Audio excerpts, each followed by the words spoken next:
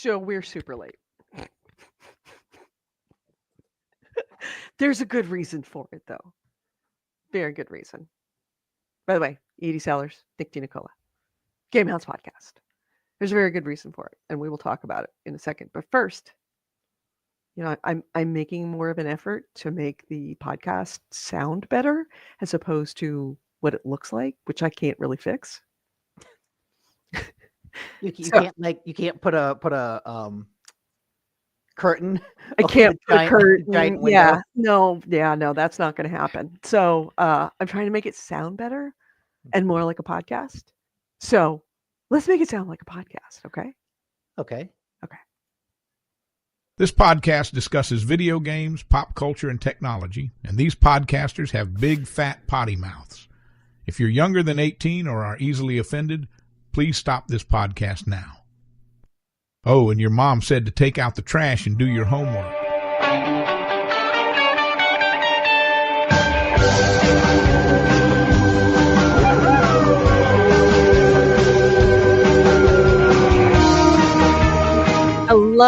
Hello, and welcome to GameHounds. GameHounds episode, what is it? Episode 782. We are recording this on Sunday, May 25th, 2025, 5252025.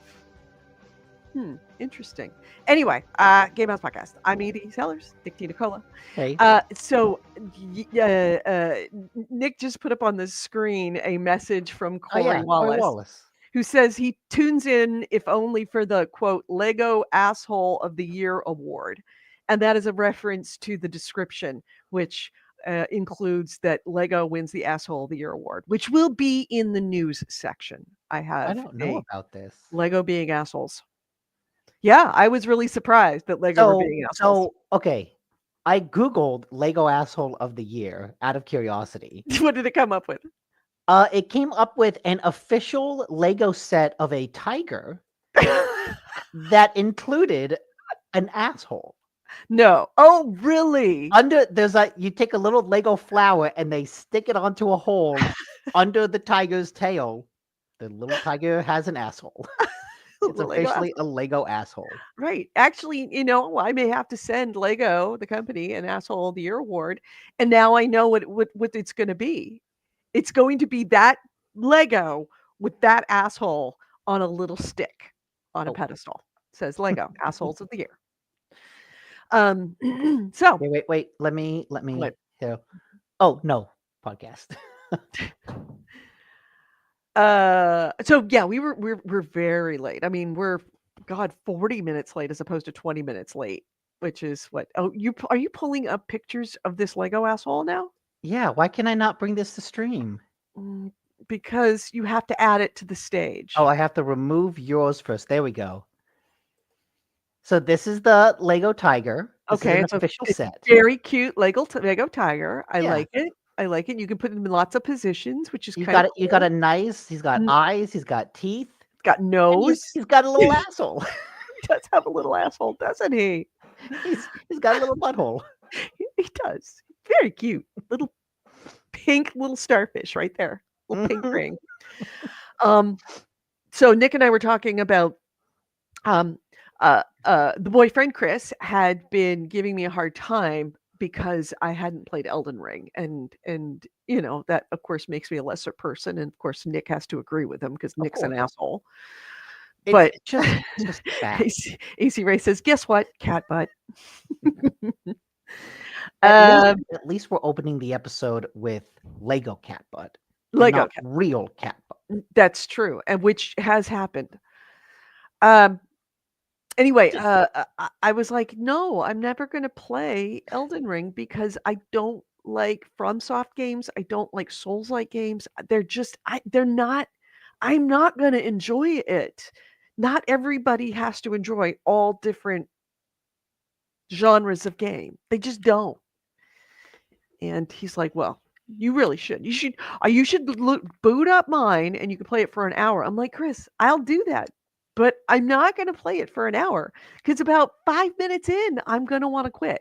I don't like these games. He's like, why? And I go, well, they're hard. And I will not be good at it, and I am not somebody that can be punished in a fight so many times that I eventually just if I'm punished too much, I quit. I don't it does not encourage me to want to learn. It just encourages me to want to leave. So he's like, well, what about Night Rain? There's multiplayer now. I'm like, no, because I know what would happen is I would go in there and Chris would make fun of how terrible I am. Or he would like start a fight and then back off just to see so I had the real Elden Ring experience, forgetting that I don't want the real Elden. That's why I didn't play Elden Ring. I don't want it. It's bad. So, but Nick has agreed, and he did remind me that Nick and I met because my coworker, pilot Chris, Fighter Ace 1000, who we've talked about on the show before, he was a coworker of mine, and I had said that I really want to play an FPS, but I'm intimidated by them because I'm going to suck. And he said, you can come in with me, and I'll bring my buddy Nick. And that's how Nick and I met, was because of that. And now, you know me, I love Battlefield. I really love Battlefield. I have played Call of Duties. I enjoy Call of Duties. Not my favorite. I really like Battlefields. But in general, I have no problem with an FPS.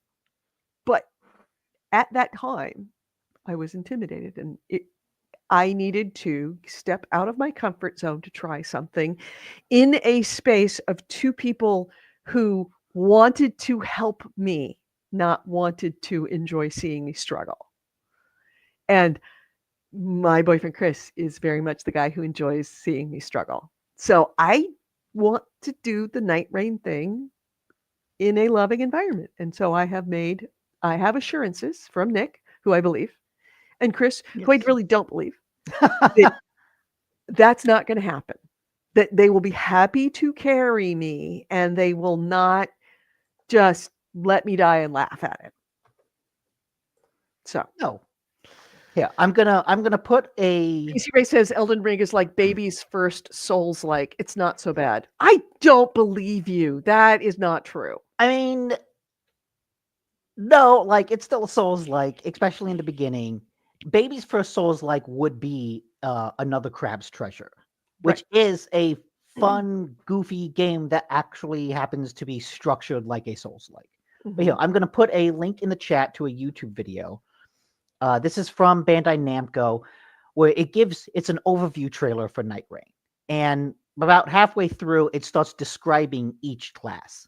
And I think that would be a good opening thing to see if you're interested, because it describes what all the classes do. And like you could watch that and go, I could see myself doing one of these classes or not. None of these classes look interesting. Okay. Corey Wallace points out, he says, but you're good at multiplayer. Look how bad we tortured Goalie in Dead Island. We didn't torture Goalie. Goalie tortured us. Carrying around the propane tank. Oh yeah, the propane tank. Every time you carry the propane tank, it's like, Goalie, put down the propane tank. We have to run. He's like, I don't know. I'm just... And AC Ray says, I found Elden Ring much easier than Dark Souls 3. I mean, I could agree with that, if only because in Elden Ring, you can run away from a fight because it's a big open world. So if you get into a boss that's really tough, you can just kind of peace out and go explore in another direction. But like, the fights are still hard. Yeah. And honestly, it's not like I haven't seen fights. You let me sit in while you killed Melania. That was the last fight that you had to do in Elden Ring. I mean, yes, but also to be fair, you shouldn't take Melania as like the judge of the whole game, because I knew that will fuck up anybody. Yeah. That's and I appreciated that was the absolute hardest boss. I knew that, so I don't judge Elden Ring by it, but I do judge about all the months and months of you saying, I'm getting beaten in this one boss and I just can't beat him, and I just can't beat him until I get everything has to be perfect, and I have to do absolutely everything perfectly. And if I do it all perfectly, I can get past him and go to the next one I have to do that with. I've never spent months on a boss. That's absolutely for sure. No, but I spent months listening to you talk Oh, about okay. bosses that you did that Yeah. with. And like the thing is, you don't have to be perfect. You just have to be almost perfect. Mm. It's like you can do a couple mistakes, but it's the oh no, I've dialed in now and I understand the moves.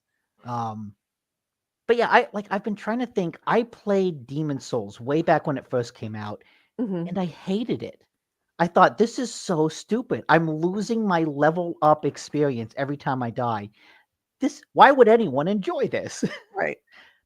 And I don't know what it was about Dark Souls because I played it. I played it long after it came out.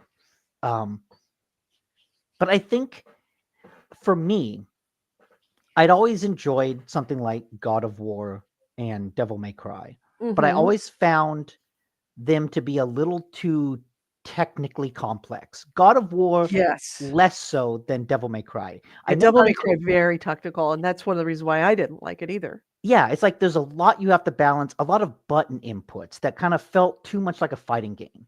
God Mhm. of War has that to a little bit of a degree, but a little less. Like Black Myth Wukong has some button inputs, but they're all variations of light and heavy attack. Mhm. And I think what really drew me to the Souls-like genre is that it was simple. You Right. had light attack, you had heavy attack. Maybe you had some magic, some bow and arrows, but like you didn't really use those in the middle of a fight that often. It's light attack, heavy attack.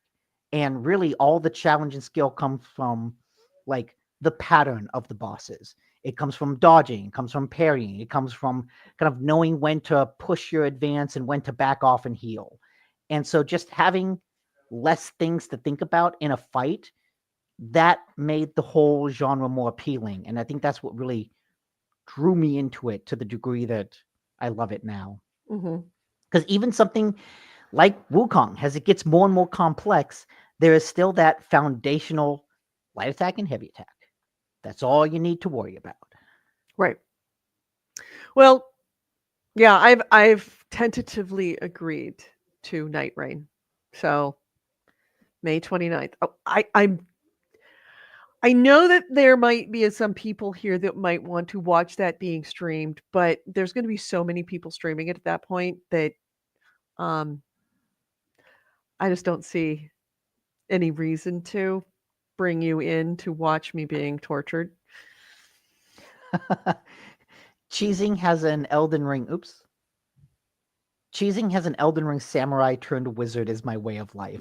Save the wand to win. All right. I like that idea. Yeah. There are definitely some like that's also what's fun about a lot of these games is there is a way to cheese it. There's like some spell in Elden Ring where you like summon a bunch of rocks and you chuck them at a guy. That's if you just like get on a ledge and look down at someone and I'm just chucking rocks at you. I'm gonna be doing this for 10 minutes, but then you die and I'm never in danger. Yeah, okay. There's something I really like that too. satisfying about that. So, now that we've talked about that, what have you been playing this week?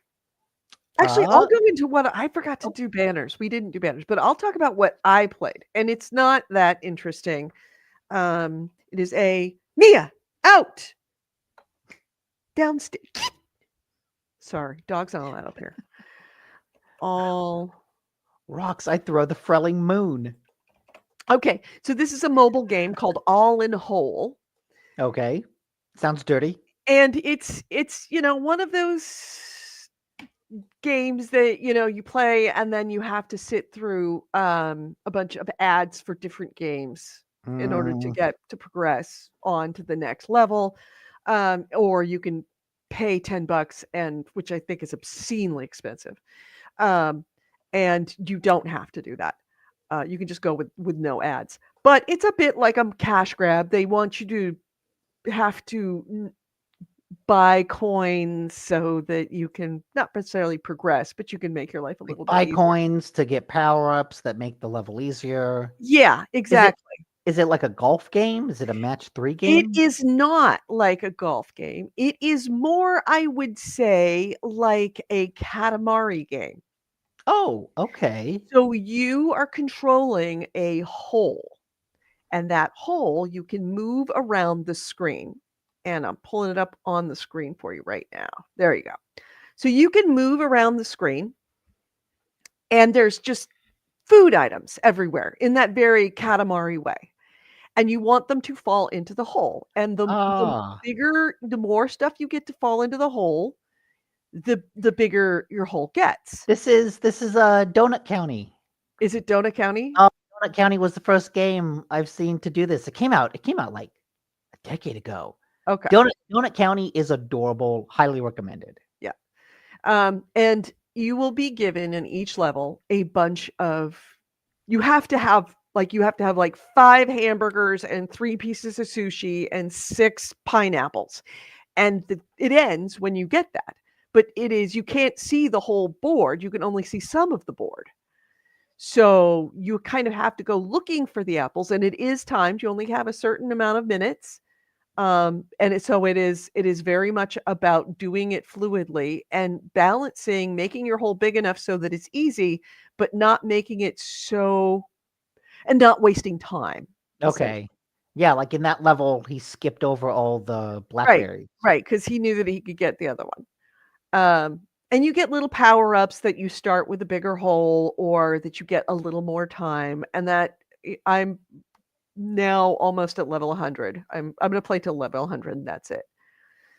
But the boards eventually get very big and very complicated with tons and tons of different things to get of varying sizes. And so it becomes very difficult to find what you're looking for. But yeah, if you go for the slightly smaller hole, you might be able to get it in, but you have to work at it a little bit more. And if you try something too big, you get something caught in your hole and you can't get it in the hole. So then you I can't do get like anything that. else.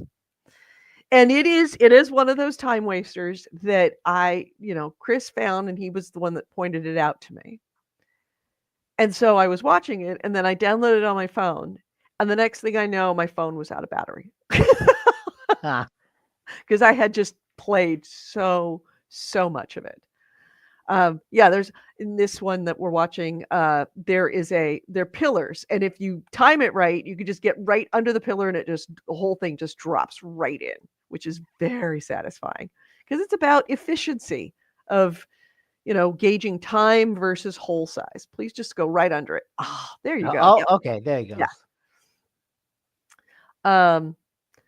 And as you get up in the higher levels, it becomes a lot like Katamari in that the levels are just very full of things everywhere. And you might not be able to get everything in your hole that's around you. You have to go looking for the smaller stuff until you can grow big enough to do it. And this is kind of where they're showing you. They're also one of the power ups is Like a gravity thing. a magnet, which is a lot of fun. But can be dangerous if your hole's not big enough, because then you pull something in your hole and it's blocking the hole, and you got a problem. I hate it when things block my hole. Yeah. So this is just a really, really fun time waster. It is free as long as you kind of have to sit at a certain point. And that's very good about it. They don't not until like level 30 or level 35 do they start with the ads. Okay. So they let you get good and hooked before they start making it difficult. They the first taste is always free. Right, first taste is first always bit. free. Oh, he used his Magnet. magnet power up. Which is a good idea, but maybe not at these early levels. Oh, he can't find. He's looking for a single blueberry. There you go. There's his blueberries. Yeah, it's a fun game. It's free. It's good for iPad and iOS. I have no idea. No, it is on Android as well. And you don't need any money to play, certainly up to a certain point where you don't even have ads until level 30. And you don't need to buy anything. So for a good long time, you end up playing and feeling very solid about it. Like you have a good amount of fun. And then if you end up like you like it, God, this guy is doing it wrong. Uh, and if you end up finding that you are liking it, then you could just keep playing and just live with the ads, or pay $9.99 and get it without ads. Does the $9.99 remove all ads permanently, or does it just like give you? No, I don't know. apparently it's all ads. It just says you can play ad free or not ad free. And it's Okay. $9.99, so it's not from what I can tell, it sounds like it's not a monthly thing. Like I played them that it's a monthly thing, and that sucks. Yeah, I've seen one that's like, oh, remove ads for a week, Mm-hmm. and I Yeah. look at that and go, fuck you, I'm going to delete this game now. Yeah. Yeah. This is not that. So Okay, that's at good. least that's what it when it says just remove ads, it's $10. Okay, I appreciate that. I will pay to remove ads if it is a permanent ad removal. Mm-hmm. Yeah. Oh wow. Yeah, You guys going nuts. I haven't used my things hardly at all. You've been saving them. Yeah, I'm saving them. I mean, I'm at level 80 now, so it actually is. Yeah, now's the time to use them. Yeah. Yeah, now is when I do want to use them. AC Ray says Donut County is on my wish list, but I've yet to take Leap. Same with Katamari Damacy reroll. Yeah. I heard And that. I loved Katamari games. I found myself absolutely fascinated with them. I know there's a new Katamari on iOS, but it's only on Apple Arcade, which is pretty disappointing. That sucks.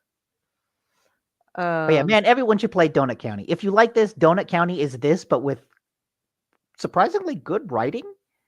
Oh, really? There's a story? There's a story, and I forget what it is, but I remember thinking, this is like a really good story. This is weirdly like good writing for a game about dropping shit in a hole. Huh. Okay. That sounds actually very interesting. So yeah, that's what I've been playing. And I don't hate it. I find it and it's a fun game to kind of just lie around and watch somebody else play. It's always nice to play. Because you're like, oh no, the blueberry's on the other side. I remember where the blueberry is. You missed a blueberry. So yeah, cool. All right, so I give it a thumbs up. And what did you play? I've played much of the same thing. AC Ray says this woman runs out of the battery on her phone, but won't touch her Steam Deck. I can't find my Steam Deck. I'm now in a situation where the Steam Deck would be perfect, and I don't have it. Just need to buy another one. It's occurred to me, but I mean, here's a girl that this week I finally am back at my house so I can take the ferry and go on my scooter to work. But my scooter still has a great charge on it, but the back tire is flat. And I've already flattened the front tire, and it is a bitch to do the front tire. And the back tire is even worse because it's the drive tire. And I have an extra inner tube. I actually have all the equipment to change it. And I saw what you have to do to change it. And I bought another scooter. Oh my God. I bought a whole other scooter because I don't want to change that tire. I'm going to hand my brother this $900 scooter and a tire and be like, yours. I was going to give him my old one that was the old one that was rusted out.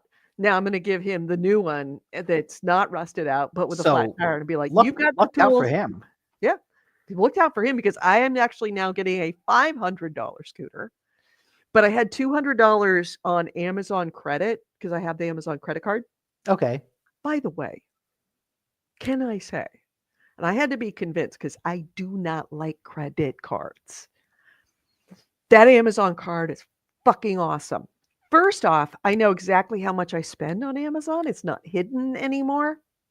It amongst all of my other charges. So I know when it's like, ooh, I got to back off a little bit. Second, I get 5% cash back.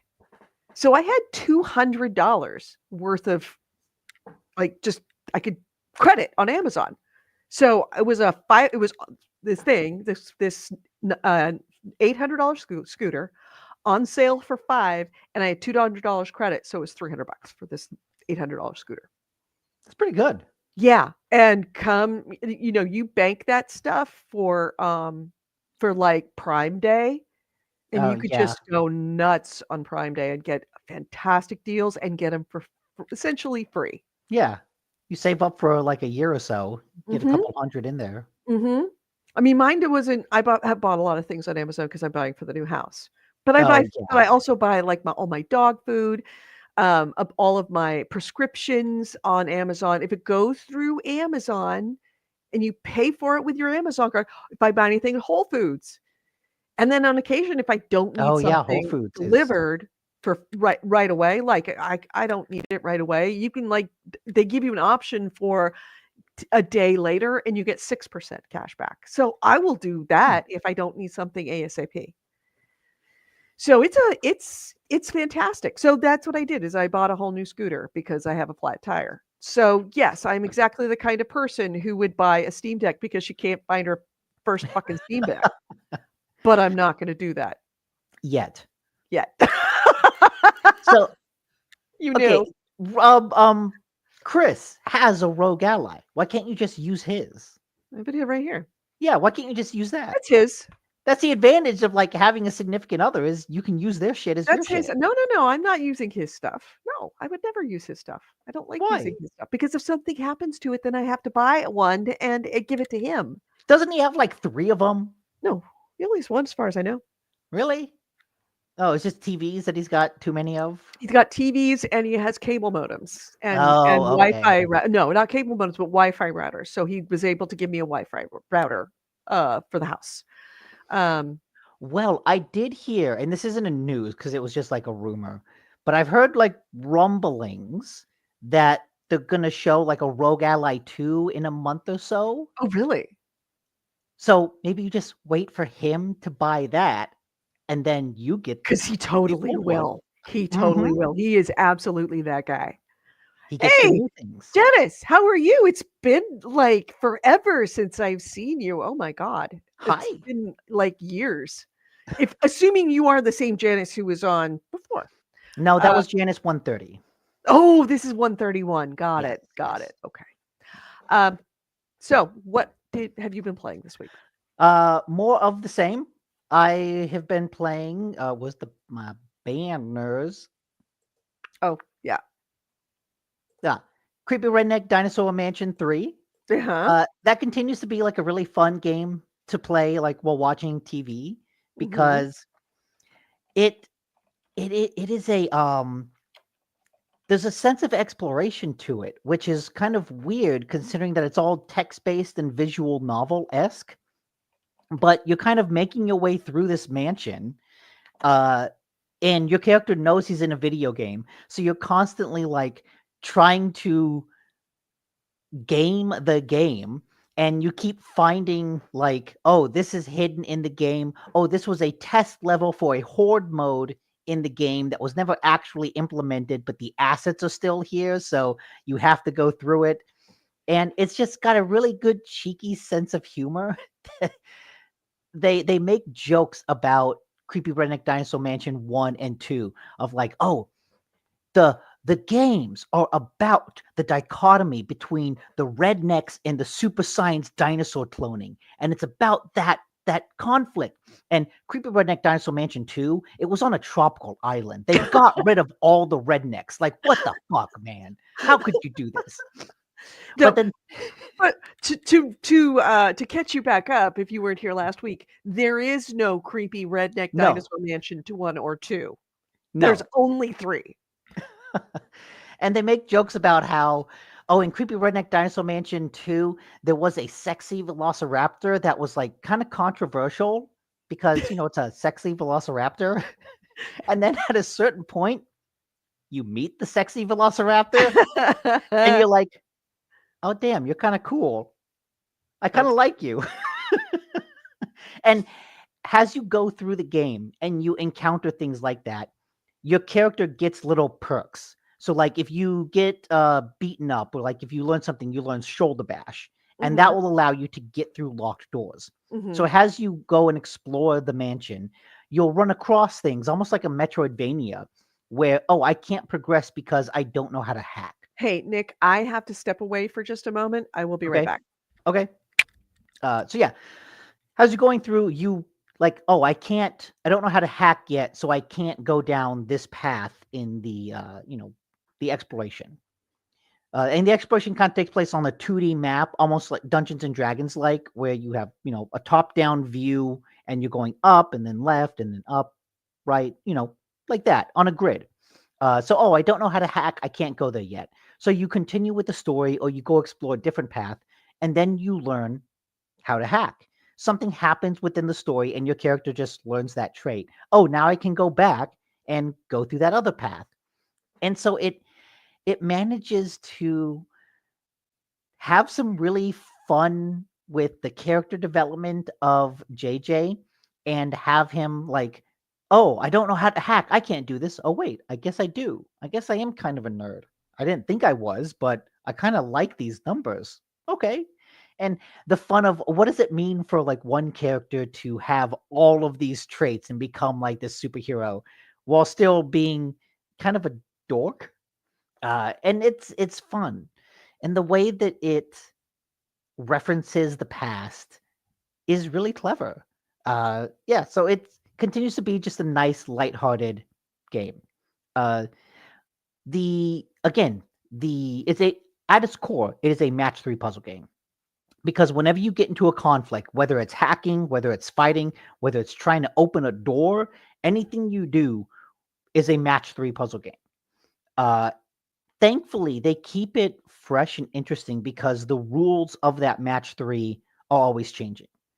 Sometimes if you're in a fight, then you have to like match daggers and that will do damage. But if you match other symbols, that allows you to use different moves in your repertoire. Kind of RPG like, kind of turn-based RPG like. So here you can see in this upcoming fight, he's trying to slip through. There's a big brontosaurus, and he's not trying to fight the brontosaurus. He's just trying to sneak by. So there are no knives because you don't want to hurt it. You're just trying to, excuse me. You're just trying to get past it. So you need to match dinosaur skulls. You need to match dinosaur skulls in order to prevent the brontosaurus from wiggling and crushing you. But you need to match blue symbols because that will allow you to creep forward. And so there's a nice give and take between, oh, do I want to match these symbols so that I get an ability, or do I want to match symbols to deny my opponent an ability? And because of that, even though it's all match 3, all of the match 3 games manage to stay fresh and interesting, and it never becomes like too predictable or too boring. Too Candy Crush. Yeah, it never becomes too Candy Crush. There's always something a little more to consider than just match 3. It's like, well, what 3 do I want to match? Yeah, it's strategy. Yeah, there's a nice strategy layer to it that match 3 puzzle games don't usually have. So yeah, it's a real cool game. And man, the sense of humor that it has about itself is really, really good. When I got to the sexy dinosaur, the sexy velociraptor, and the sexy velociraptor walked away and was like, "Hey, JJ, wink." I just had to burst out laughing like, oh man, that's pretty good. So what else did you play? Clear Obscure, Expedition 33. Still great. I have not played that too much because I've been watching a lot of TV, but I'd say the one new commentary I have on it is just that it is a JRPG. And it has been sold as a JRPG. Even the developers say this is a JRPG. But the definition of JRPG is Japanese RPG. And this is a French game made by French people and is French as hell in all of its content. And it's really interesting to see that dichotomy play out because it makes me think, what is a Japanese RPG? And when I kind of break it down, it's kind of turn-based. It's kind of got a world map because I grew up playing. I grew up playing these games, JRPGs. Final Fantasy VII was the first game that made me go, "Oh shit! Games can tell a story. They can have characters. They can do more than just jumpy, shooty, shooty." And so, I played. By the way, that's right after Ookie Bookie Spelookie. The next IP we're going to work on is jumpy, shooty, shooty. Naturally. That's Please write that down for me, AC Ray. Jumpy, jumpy, shooty, Ookie Bookie Spelooky 2, Jumpy Jumpy Shooty Shooties. shooty. No, we've had Ookie Bookie Spelooky 2. The Bookening is the second. So Oh, that I would be forgot Ookie about Bookie that. Spelooky 3 would be Jumpy, jumpy, shooty, shooty. Okay. But yeah, so like Uh-oh. You okay? just had a itch in my throat. Oh, okay. But yeah, it's like what makes a Japanese RPG, and thinking about how these mechanics, like the turn-based, the world map, the art style, the way that it uses turn-based combat systems to like create a much more complex combat system. You know, it's not like Diablo where you got a row of skills and you're kind of just hitting a skill button. There's a more tactical layer behind it.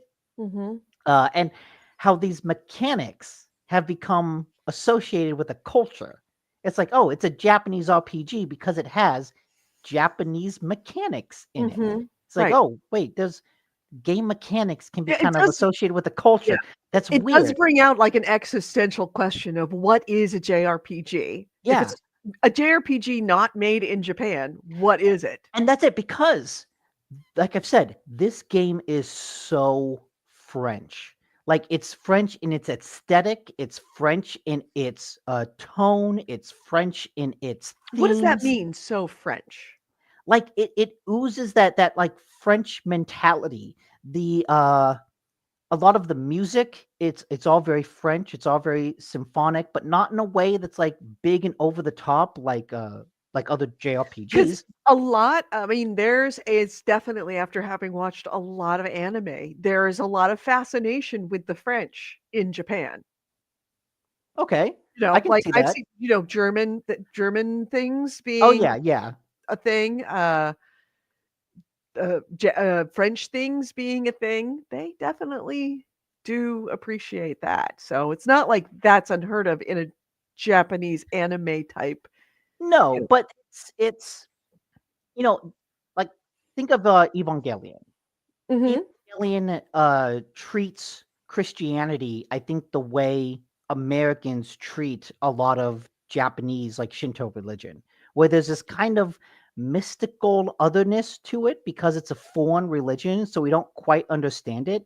And Mhm. so, Evangelion uses the iconography of Christianity in a way to make its aliens feel more esoteric and more weird. But Yeah, it's not necessarily like it's not commenting on Christianity. It's just using the iconography as an aesthetic. what was the one that was set in like it had bishops and there was like the sexy nun? There was an anime.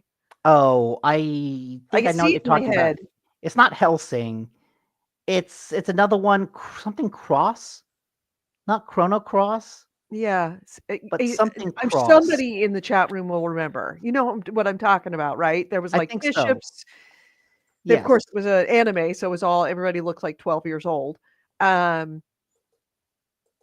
And there was, I want to say magic. Maybe it was something to do with vampires. I can't remember.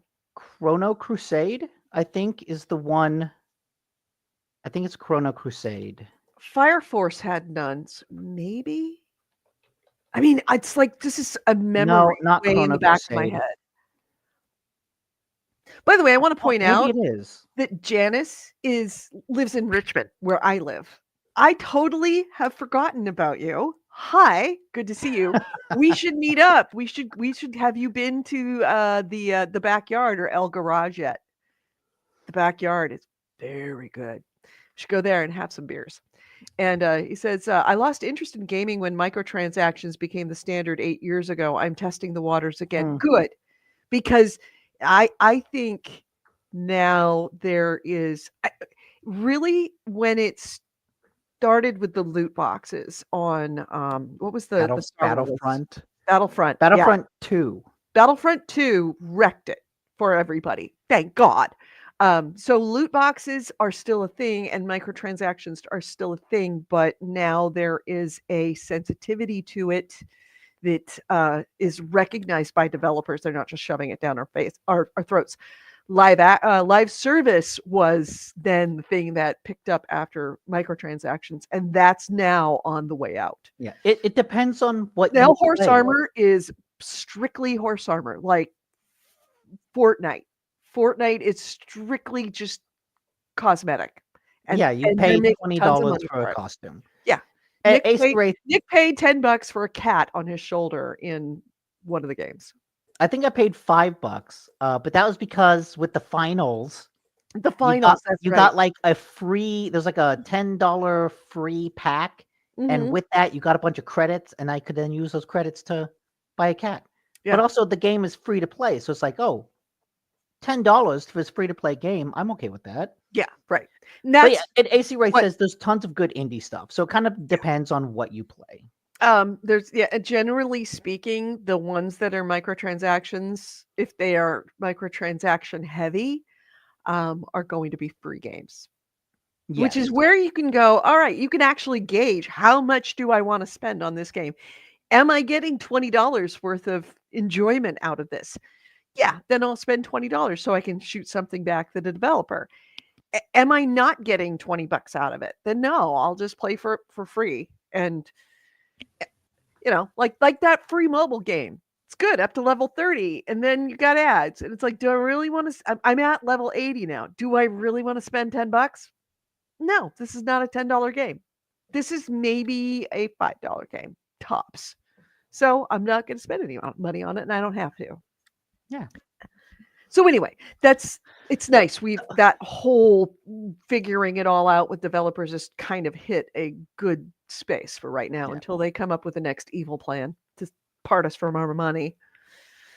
You know what doesn't have microtransactions is Expedition 33. But yeah, it's hard for me to explicitly put my finger on the Frenchness of it. But like I said, it's a tonal thing, it's a thematic thing, it's a personality thing. The way the characters are all, the conflict between, or the contrast between the goofiness and the existential horror feels very French. And so it's just been interesting to see mechanics that have traditionally been associated with Japan being executed. Skip ahead or forward like an hour. Like, actually, skip back an hour. So we're at 5. Maybe, 6. yeah. Like, the Lamp Master fight is the end of Act 1. There's some shit that goes down at the end of Act 1. Okay. And apparently there's some shit that goes down at the end of Act 2 as well. So I don't want to jump too far ahead. Yeah, okay. We don't want to spoil it for anybody. But yeah, it's been interesting to see mechanics associated with Japan being executed by a French company, and it's raised this really interesting consideration of mechanics and the cultural associations we have with game mechanics. Or at least for me it has. Not in a bad way, just in a way that I think is really interesting. That's kind of the globalization of gaming. And, what is a Japanese RPG outside of Japan? Well, it's a RPG with interesting turn-based combat, with an overworld, with like good writing and characters and a compelling story, a game that kind of weird, but also like emotional and knows how to balance that. And yeah. Still a great game to play too. It looks like a hell of a lot of fun to play. Oh yeah, it's still great. Yeah. Well, I still have to get through Game Come to Life. Oh no, you'll never get through it. No, I have to. I have to at You'll never least get get out of through the beginning, like early area, the tutorial area. Edie, the tutorial area is like 60 hours long. Oh, I'm probably a good 30 hours into The it. tutorial area it's not a tutorial area. It's the first area. Okay, the first area. I haven't Yeah. even gotten to like Kutenberg or anything like that.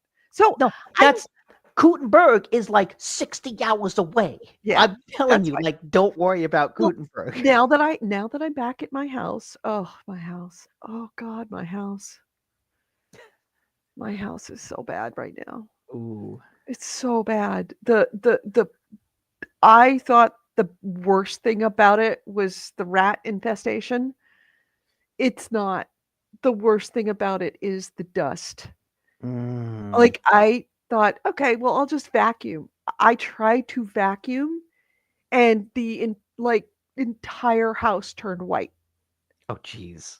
Yeah, yeah. I mean, like, you run the vacuum, and it's just clouds come out. And, like, you wake up in the morning, and you've got, like, this fine silt everywhere, and the dogs are like, "We want out. Well, We you do have not to. like." How do you get rid of it then? There's no getting rid of it. I'm gonna have to throw away all the carpets. There Oh, is no jeez. way there's no way to get it out of that carpet. There's absolutely no way to get it out of that carpet. So, I'm I mean, and it's everywhere. It's surfaces, it's not so bad. I mean, surfaces suck, but at least you can wipe them off. But it's the Yeah. carpet that every time I have one of those air cleaners that has a sensor on it. So when it senses bad air, it turns on like super high and it turns on like Oh. blue is good. Orange is like, okay, there's a little particulate and it runs slowly. And then red is like, like it's taking off like a 747. And I have it in the bedroom because, of course, I don't want to have like be able to sleep without feeling like, like something sitting on my chest. Every time I walk into the bedroom, just because I walk by and kick up dust. And I vacuumed a lot in the bedroom. I vacuumed so much that my dark blue vacuum cleaner is now white. Yeah, it's bad. Anyway, but I am in my house and I do have working internet now. So I can take the PlayStation back home, which I Okay. just might Do you do. want to take it back home because it might like explode from the dust? Ugh, good point. Like it might get all the vents. I don't know. No, gummed up. no. I think I'll be fine. I should be fine at least until I move out. Uh-oh, we got something going on. Nick's place.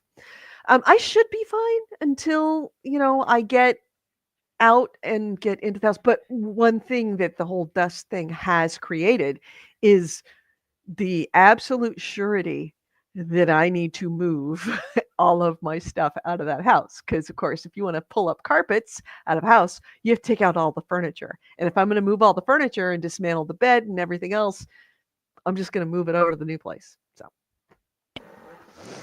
So yeah, that's ready. Anyway, I know that it's 60 hours later, and I swear to God, I want that. I want that so badly.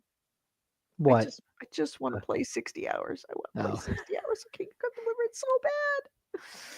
You Anyway, just need a day where you do nothing but play Kingdom Come. I've done that, and it's not enough. I need Oh. a month of being able to play Kingdom Come Deliverance whenever I want, Okay. instead of having to get up and do laundry or dishes.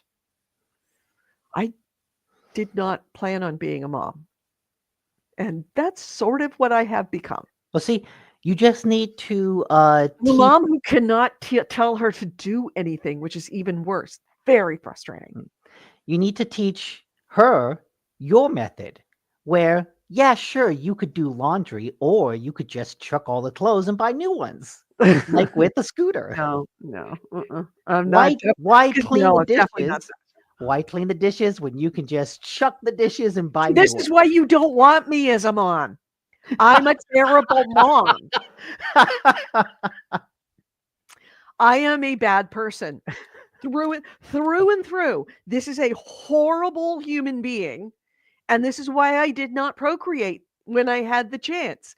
Because I am really, truly vile human being. No, I don't think so. Oh no, I am. The scooter story is a case in point. I am a ghastly human. Oh man, my car is a flat tire. I guess I got to get a new one. Yeah, it's like, I don't feel like it. Just buy a new one. Yeah, that's me. That is exactly the kind of person I am. And I know it's bad, and I don't care as long as nobody's looking. Now, I Mm. would never do that in front of anybody else. Like, if I did that with Kevin, no Kevin around, I'd be like, no, I can't do it. He'd see me, and I get so much shit for doing Oh that. shit! I have to repair it. And I did mention to Chris, and Chris has just like looked at me like I was absolutely insane. It's like, yes, I know, but I have my reasons. But also, I also have spending my own money. If we had like a joint bank account, I couldn't do that. So Mm. when left to my own devices where nobody is looking, that question of if there was no God and no retribution, what kind of person would you be? That kind of person. And that is why this did not pass on any genes anywhere. Janice says, I don't want any damn kids either. Yeah. I mean, it's not that I don't want kids. The world does not want my kids. There's a difference. I'm your world. You're welcome. I did not procreate. I did not put more superficial, self-serving psychopaths into this world. He also said, my little niece stole my iPad a few weeks ago. Have you ever gotten it back? I assume not, but like, oh my God. was this oh, she took it out of my bag and ran away, or is this like, I'm gonna lend it to you and I never got it back? Corey Wallace says, didn't plan on being a mom, doesn't go for the easy putting things in my hole joke. True. Yeah, all then right. AC Wraith says, buy her a mask and pay her to clean the house. She could make good Roblox money. That child, no. That child doesn't need to make Roblox money. She has her father's credit card. Mm. She doesn't have a like gated credit card. She has his whole credit card. She has the entire access to the entire checking account of the house. She's memorized that security code. Yeah. Corey also says, and this is why we shouldn't have mated you with Nick. Yeah. Case in point. Yeah. I mean, what was it? The theory that we had last time was that our kid in became the Daedric king. Right, exactly. Skyrim. Right, in Skyrim. I forget his name. Not Skyrim, but Oblivion. Okay. Yeah. The Daedric prince. So Jana says, long story. My nephew spent $600 in Roblox. I got the money back. That is so much. Yeah. I cannot. Roblox. There's a reason why Roblox is not laying people off and hiring people right now. Yeah. There's a reason. So, anything else that you played other than Clair Obscur? No. Clair Obscur and Creepy Redneck Dinosaur Mansion are the only things I've been playing. All right. I gotta get back and play more Expedition 33. It like I said, I've been watching more TV recently, and so I've let that fall by the wayside. Yeah. Okay. The top rated comedy right now is a movie called Friendship. Don't go. Do not believe the reviews. They are wrong. It's awful. It is truly a vile movie. It's billed as a dark comedy. I would say that it is a whole lot of dark and very little comedy. There is nothing really funny about that movie at all. It is 2 hours of cringe. That's all it is. Now, if you find cringe to be absolutely hilarious, like watching somebody just do everything wrong and screw up his life, then yeah, go. But if cringe makes you uncomfortable. This is a review from Gary Simonson on Google. Mm-hmm. Disjointed, dismal, devoid of discernible plot lines. Those are the good parts. This is the first time in my life that I felt the need to post a movie review. Congrats, friendship. You're that bad. Yeah. And meanwhile, the movie review on Roger Ebert is just like glowing about it. I know. Let's get Rotten Tomatoes. There we go. It's like 90% on Rotten Tomatoes, 80% critics, 90% audiences. Oh yeah, 89 right now, 89 and 79. Mm-hmm. Okay. Let's go to these reviews. Oh my God, stop with the fucking, I'm not going to disable ad block, Rotten Tomatoes. Screw off. A clever movie for people who are comfortable seeing the most uncomfortable version of themselves in these characters and laughing at our own most embarrassing behavior. No, there's no, if you have any of the behavior in this movie, please get some help, because you have very serious problems. I have to say that it gave me more genuine laughs than anything that I have seen in a while, though those without taste for wince-inducing absurdism may not feel the same way. Yeah, wince-inducing absurdism is a very good way of putting it. No, there's no wince-inducing any. I mean, it's there, lots of wince-inducing, but there's no laughs whatsoever. There is just trying to crawl out of your skin the entire time. So yeah, if you like it, go see it. If you don't like that cringe humor, don't. I did not see a single thing of myself in there, or at least I didn't see a single thing in myself that doesn't make myself cringe about me.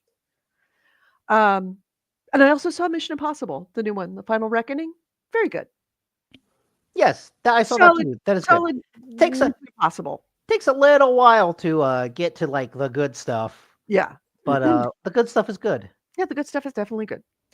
Not the best, unfortunately, but yeah, decent. Yeah, Corey Ball says Mission Impossible was awesome. It was pretty good. Yeah. Not gonna lie, but I can't talk about it. The spoiler because there's something at the end of Mission Impossible. Yes, and it's like, why aren't you doing this now, instantly? Why are you putting it? Okay. Why are you putting it in a box and giving it to somebody? You should be throwing it in an incinerator right the fuck now. No, gotta keep it open for a sequel. Even though this is billed as the last Final one. Reckoning. It's not. It all depends on how it does. I mean, to be fair, this movie has a lot of like flashbacks to old movies. It's so weird to like, oh, damn, I remember Tom Cruise is old. Yeah, he's really old. When you see, he doesn't like look old naturally, but when you see young Tom Cruise from the first Mission Impossible, you realize, oh, he doesn't. Man. Yeah, he's had a lot of work and a lot of plumping, and he doesn't look anything like that person anymore because he's had so much work done. Oh, I don't think that. I just think that like he's older. He's old. He's past 60. He's like mid 60s. Yeah. Yep. And he's literally hanging off the side of a plane. Yeah. So, moving right along. Should we hit the news? Yes. All right. Yes, news. Let's hit the news. This is the GameHounds News, the news, views, and commentary of the week in gaming with Gamer Edie and Dick Nicola. And our first item is... I don't know. Do you want to start? All right. I lost all my banners for a second. All right. Oh, wait. Okay, here we go. All right. So I don't have any banners written at all. I forgot to do banners. Okay. Well, I'll start with this. Okay. Sony is killing its PlayStation Stars reward program. Mm-hmm. This is really unfortunate because I've actually used this reward program quite a bit. Really? I've never used it. Do I even know about this? Probably not, because they didn't do a good job marketing it. There's no way to access it through the console, which is like the death of any rewards program. Mm-hmm. And even when you're on the app, it's kind of buried through various menus. You have to like click on an icon that takes you to your not NFTs NFT collection, and then from there you can kind of see what the rewards are.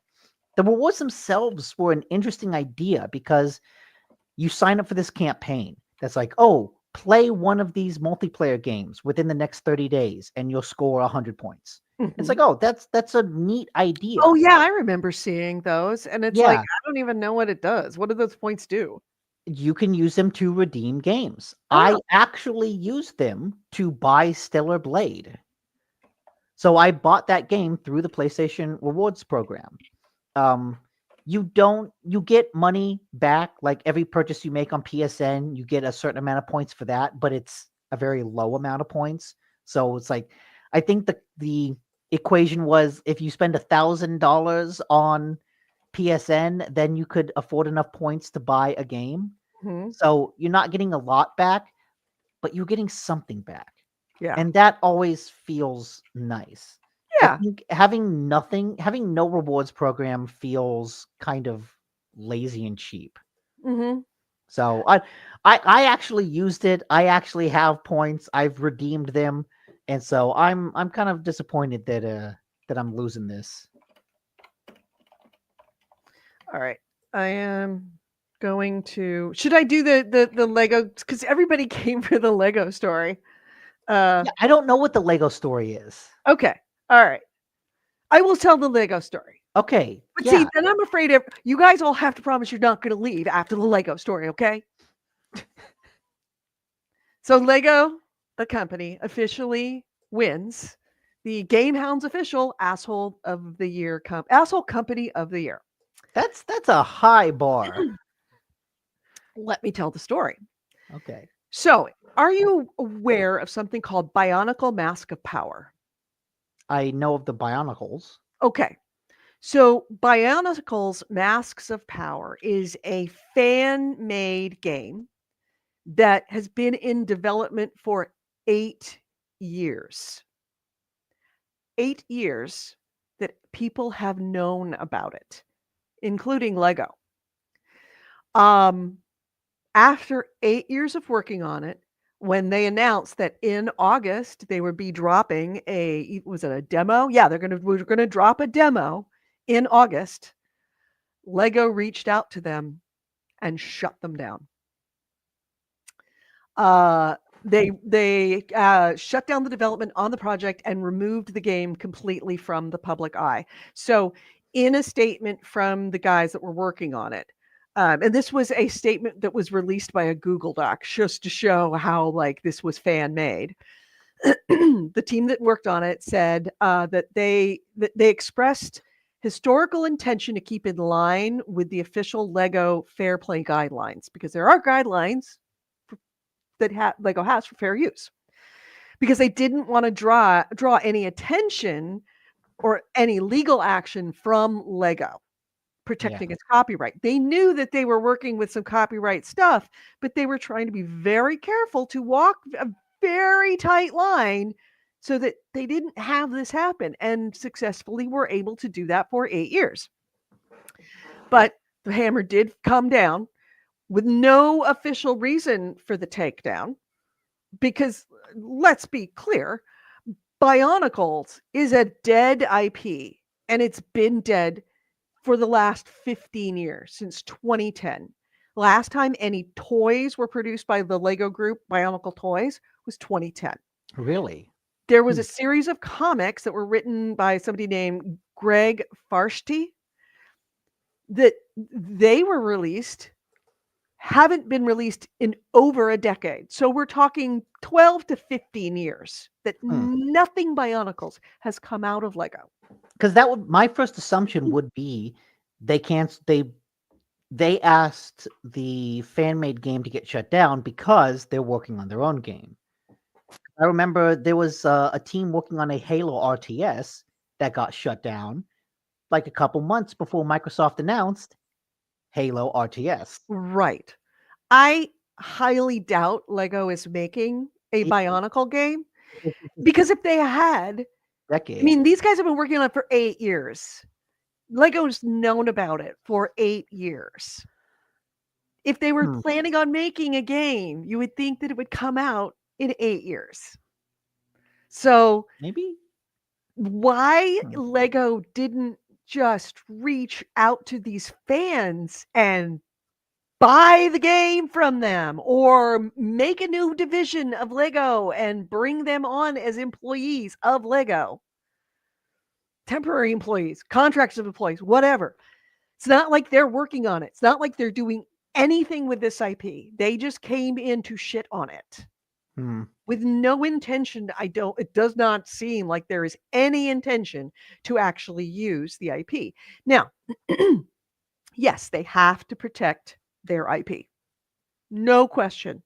Because if they don't protect it, then they stand a chance of losing it. The whole Xerox thing, that if they don't protect the name, then it becomes part of the regular vernacular or becomes essentially public use.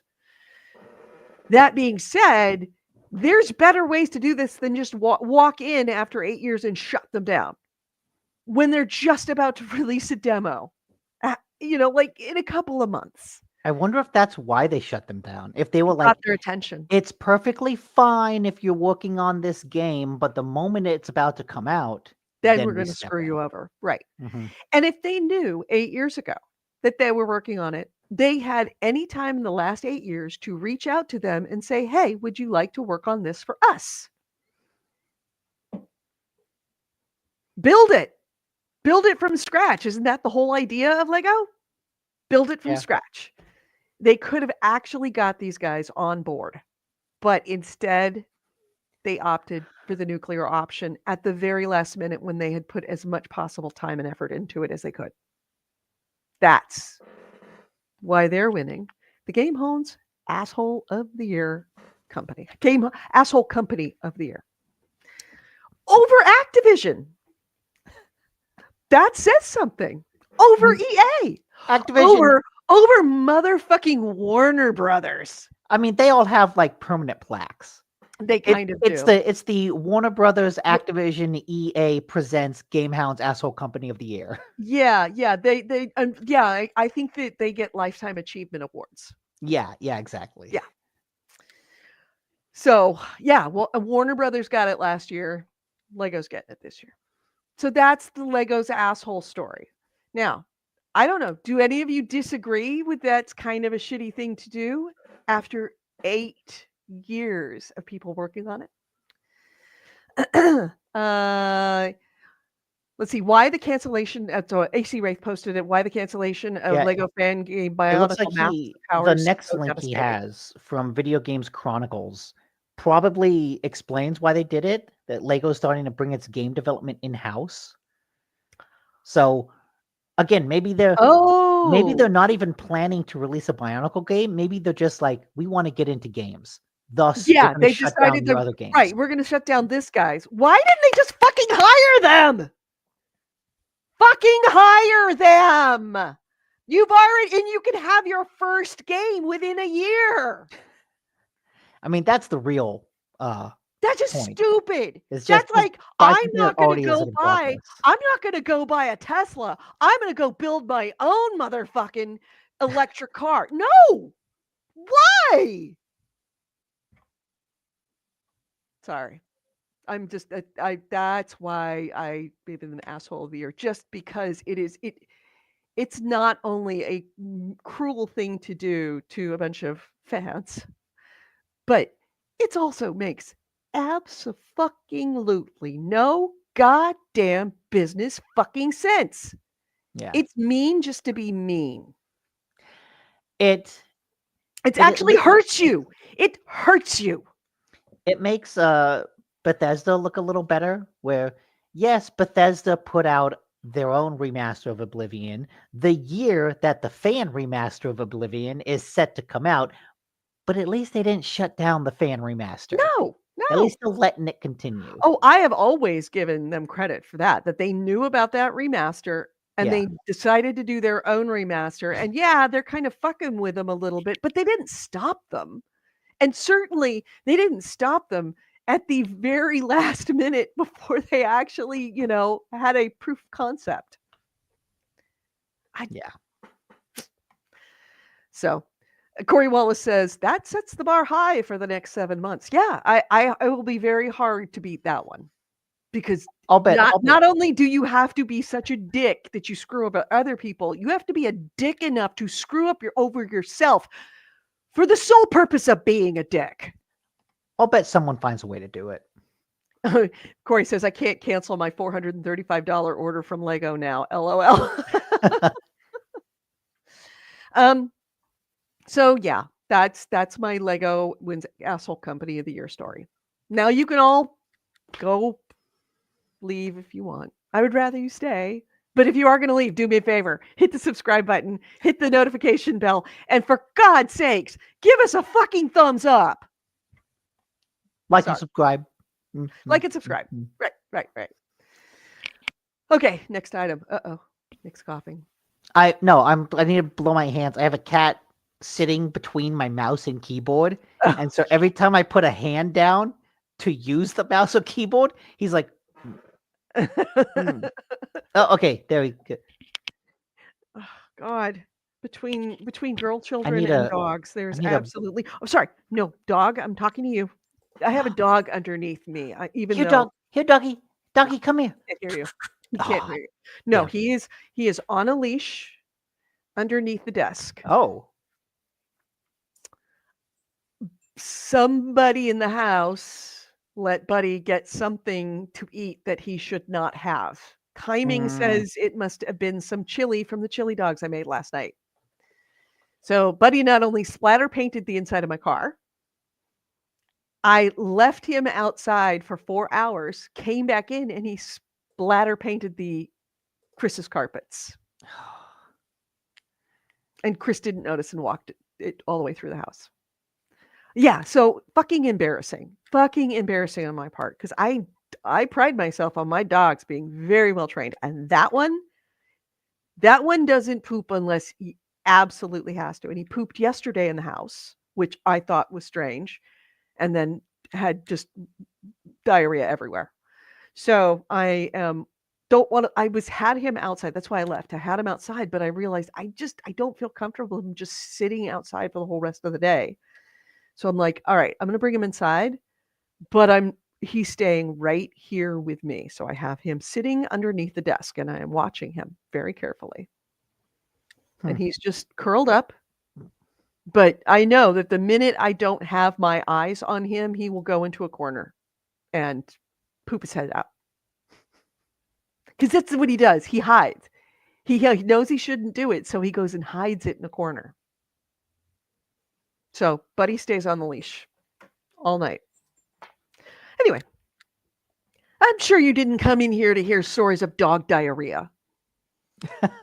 Why else would anyone be here? True, good point.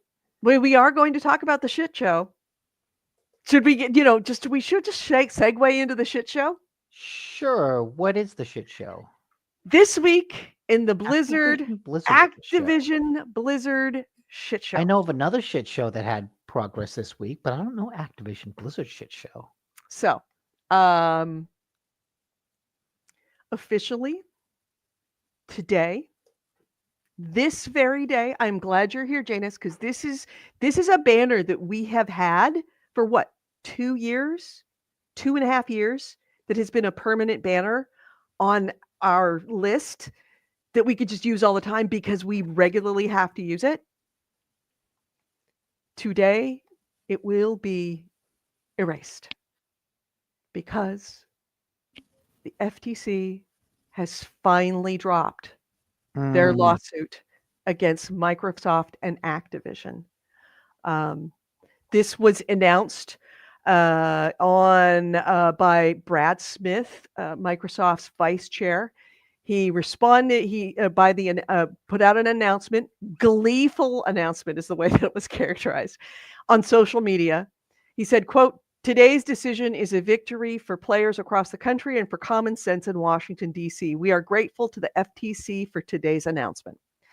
So this battle, as you know, has been going on for 2 years. The FTC has been trying to essentially not let this acquisition of Blizzard Activision by Microsoft happen. Now, the suit is dropped, and now Microsoft is free to use the unmitigated power in the gaming industry. I mean, they were using it before. Us for every cent that we possibly can give them. They were doing that before. Like the lawsuit now was a little Yeah, a now little it's a too little late. It was yeah, after it's the a bit fact. the horse is definitely out of They've the already fired like a bunch of the people they hired. They're already closed some of the studios they bought. Like you can't undo this. You Mhm. can't unring this bell. Yep. Yeah, they've started doing, but if that's what they're going to be doing before they've dropped the suit, imagine what they're gonna be doing now that they have dropped the suit. I mean, they're not going to be doing anything different because they were already taking advantage of it. True. But Call of Duty is so going to be $80 this year. as of this week, the Microsoft's acquisition of Blizzard is confirmed and set in stone. There is no way for it to be turned. There's no way for that to be undone. Because as long as the suit was active, there was a possibility. There was a very slim chance, but it was a chance. Mhm. It was a non-zero number that they could turn it around, that they would win the judgment, and that it would have to be broken up, aka Ma Bell being broken up into all of these telecom companies that we now have. There was a chance. Now, I mean, zero chance. There's nothing that anybody can do. It's they should have. They should have permanent. won before. They should have but won they, before. They presented bad arguments. They did. They really, really, really did. And the fact that Microsoft went on to do exactly what they promised they wouldn't do beforehand, and that suit was still active, and the FTC still couldn't make it stick. Yeah. It's I a real remember damn shame. It's a damn shame. I don't think we have a banner of this, but I remember when they were in the purchase, they Mhm. took out like a full page ad in like the New York Times, Yeah. Associated with the CWA union, the Communication Workers of America. And it was like, hey, look, we invite unions. We will allow our people to unionize, because when they were buying it, some people at Blizzard had unionized. I think it was Raven Software. Ravensoft. It was the QA. And Microsoft was like, we'll recognize that union. We'll be good. Cut to today. And when you follow up, yeah, we haven't actually agreed on a contract yet. Just yet. No. We said we would agree, but we've just kind of been slow walking everything for the past 2 years. Yeah. And it's like, oh, you're a bunch of shitheads. Mm-hmm. Well, now they don't have to slow walk anything. They can just go no. Now, nothing anybody can do. Unfettered to do anything the fuck they want, no matter what they promised in court. Welcome to what Ticketmaster did to movie or to concerts is about to happen with games. Mark my word. We are going to regret this. Well, yeah, Microsoft already said they're increasing the price of their games. Mm-hmm. And so they're leading that charge. Mm-hmm. Nintendo took the heat, but Microsoft is like, oh, yeah, let's do it. Mm-hmm. So I am doing it now. I am doing it in front of you. This banner right here, this week in the Activision Blizzard Shitshow. I am taking it off. It is now deleted. It is over. Now it is officially over. We have deleted the banner. Of course, we still have the BioWare shit show, the Ubisoft shit show, and the wait, keep that up. Show. Wait, no. Do you have an Epic vs. Apple shit show? No, but I think we took that one out. Okay, we've got an update on that one. All right, so let's say goodbye to the old shit show banner. Say hello to the new shit show banner. Actually, you could probably say hello and goodbye. Oh. Because it is, yeah, pretty much. Fortnite is now officially back on iOS. Oh my God. How did you spell that? That's the correct way to spell Fortnite. With an E?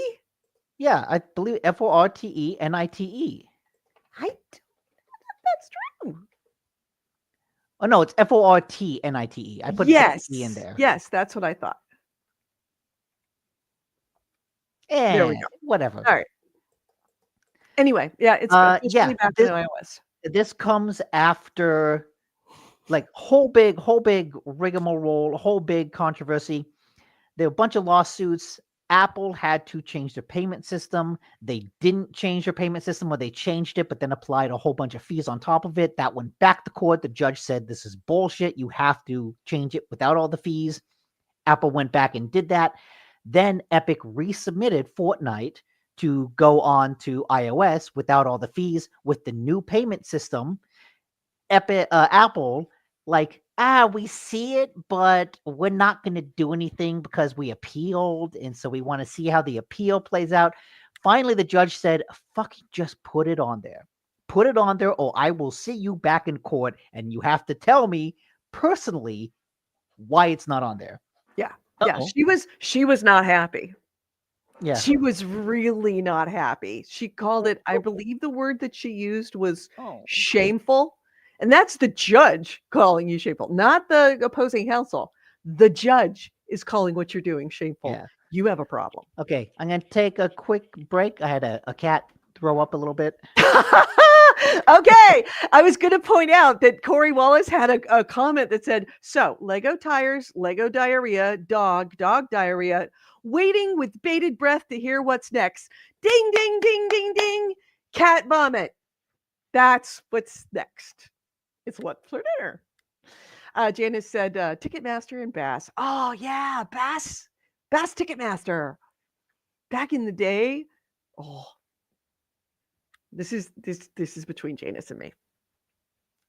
I'm going to say 4 words that is going to make you smile and then also going to make you really sad. Day on the Green. Oh, now let me tell you what day. Let's kids gather around. Let me tell you what Day on the Green was.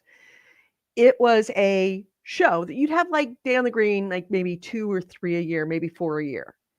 And it was a cavalcade of the best artists. Like I saw the Pretenders, White Snake, and Motley Crue in one show. U2 was no, actually I take it back. Pretenders opened for U2, Day on the Green. The Clash opening for The Who, Day on the Green. And I forget who was before The Clash, but was not a small band. You would have 3, sometimes 4 bands that were not unheard of. It was like, these were big acts on their own. And you'd have like small act, medium-sized band, and then like super band, all on one thing. And they were $25, general admission. So yeah, Day on the Green. Never see that again. Chris just bought Billie Eilish tickets for the girl child, and he got them early, so he didn't have to pay the upcharge, and they're insanely expensive. Yeah. And Day on the Green was always at Oakland Coliseum. That's why it was called the Green. It was like literally they opened up the Oakland Coliseum. You walked onto the field of the baseball field of Oakland Coliseum. Or Candlestick Park. Could be either. But yeah, it was outdoors. It was all day. You got yourself sunburnt as shit, and it was worth it. I forgot the flowery tiger starfish. Yeah. Forgot about that. All right. So I have been regaling them with the days of when you could see amazing bands for $25. Are you back? Nope. You're muted. There we go. I never lived in that world. No, you didn't. It was. Come here. Gen X, we had it really good.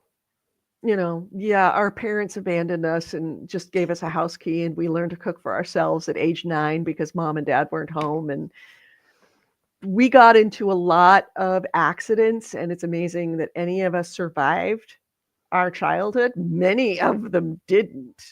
I mean, that was like the heyday of child abductions for a reason, because we were out roaming the streets constantly.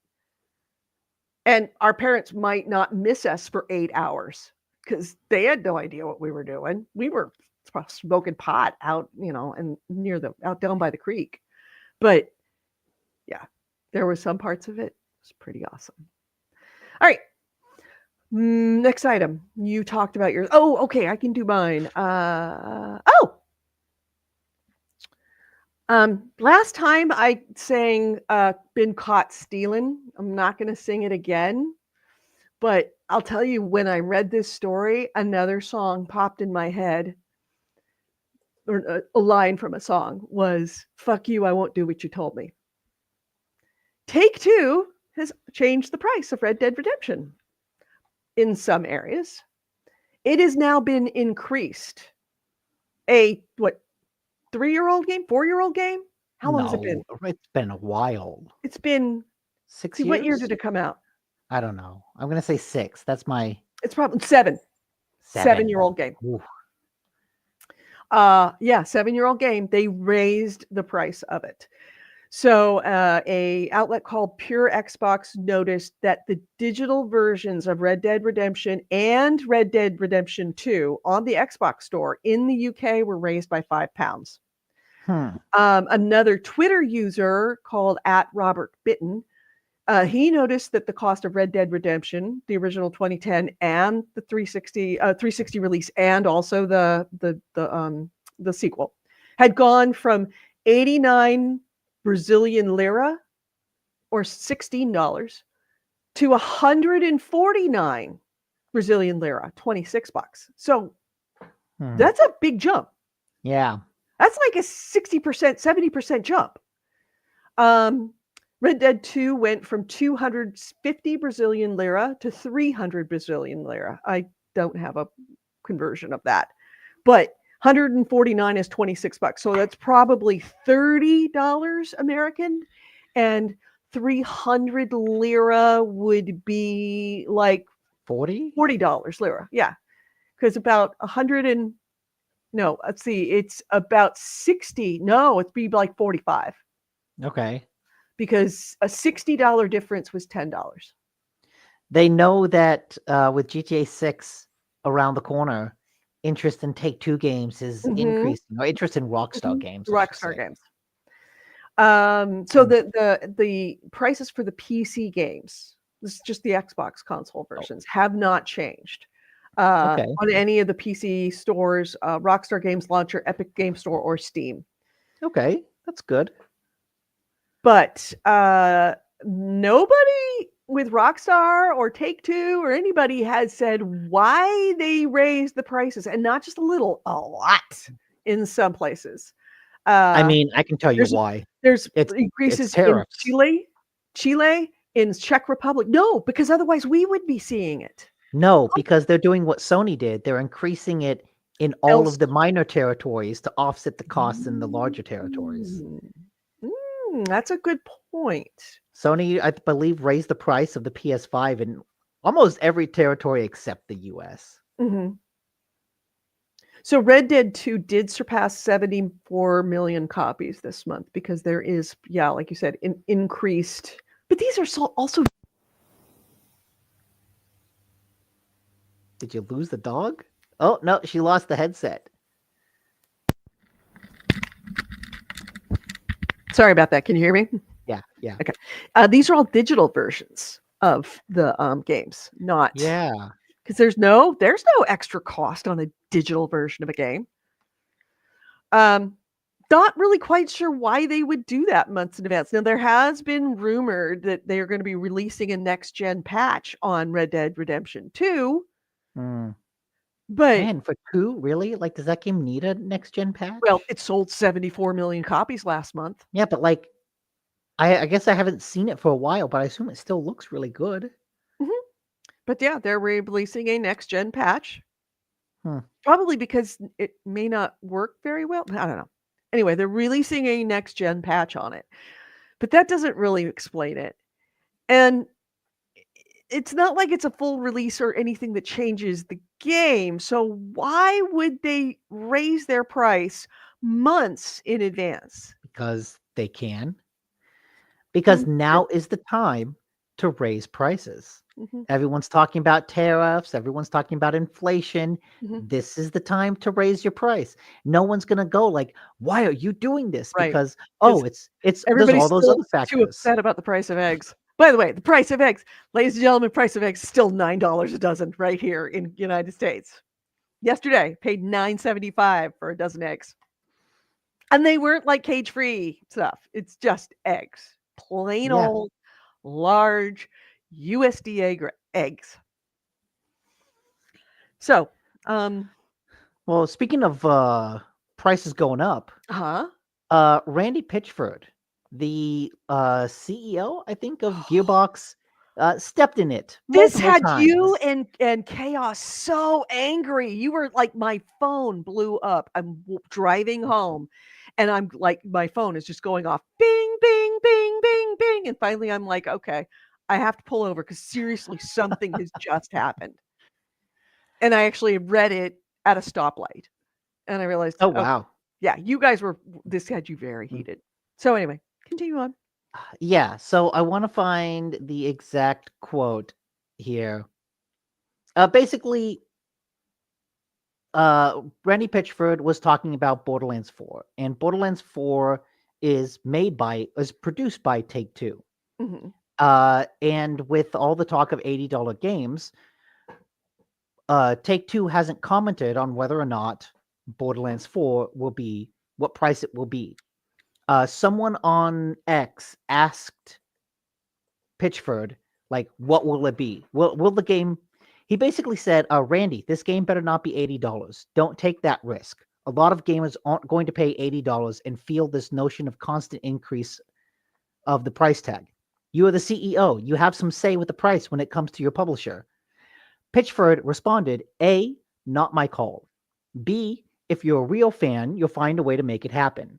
My local game store had Starflight for Sega Genesis for 80 back in 1991 when I was just out of high school working minimum wage at an ice cream parlor in Pismo Beach, and I found a way to make it happen. And it's just a tone deaf, like, okay, I understand what you're saying, but read the room. A lot of people, this whole $80, is it worth it? What will you do? And to say, oh yeah, if you're a real fan, you'll make it happen, is like, oh, If you're not doing anyone any favors. You're if you're a just pissing people off. Yeah, if you're a fan of bread, you'll find your own bread. You'll find a way to get some cake. Yeah. And I believe an hour after he posted, no, maybe not an hour, but after he posted that, Devolver Digital hopped on it to talk Oh, about really? their game called Mycopunk, which is $20. And they said, hey, for one copy of Borderlands 4, you'll be able to buy a copy of Mycopunk for you and 3 of your friends. Mhm. And Pitchford responded to that by saying, where is it? Basically, he said, like, oh yeah, you could do this and it'll probably be less, oh, Mycopunk is cheaper than a point of meth, probably has fewer side effects too. Mhm. It's like, okay, Yep. is he trying to make a joke or what? It's And he kept going with it because he doubled down. That's the thing. It's like it's like friendship, like watching Friendship, and the guy steps in it, and it's like he doesn't just like go read the room and back off. No, he just keeps making it worse. yeah, and he doubled down on it by saying, I don't make that decision.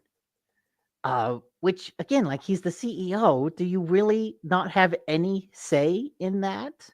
And he talked about how, and this was at some sort of presentation. I forget exactly what it was, but it was an audience asking me that question. Oh, it was live. Ugh. Yeah. And So there's footage of him saying that he somewhere. basically said, like, look, the price is made by people who don't want it to go up, but there's a lot of factors involved, the economy, blah, blah, blah. The budget of games is going up. Borderlands 4 has twice the budget of Borderlands 3. But it's, again, it runs into that issue of, oh yeah, the budget of games are increasing, so you're increasing the price, but isn't that like a self-inflicted wound?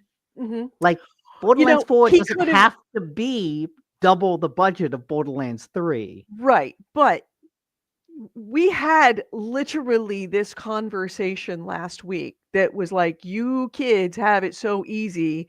Yeah, our games were $20, but $20 back then was $140 in today's money. So at $100, that's actually cheaper than what you bought it for 10 years ago or back in the 80s. There's an argument to be made that games, even at $60, you've been buying games for many, many years for $60. The cost of living has gone up. The value of the dollar has gone down. There is inflation that has to be cooked in.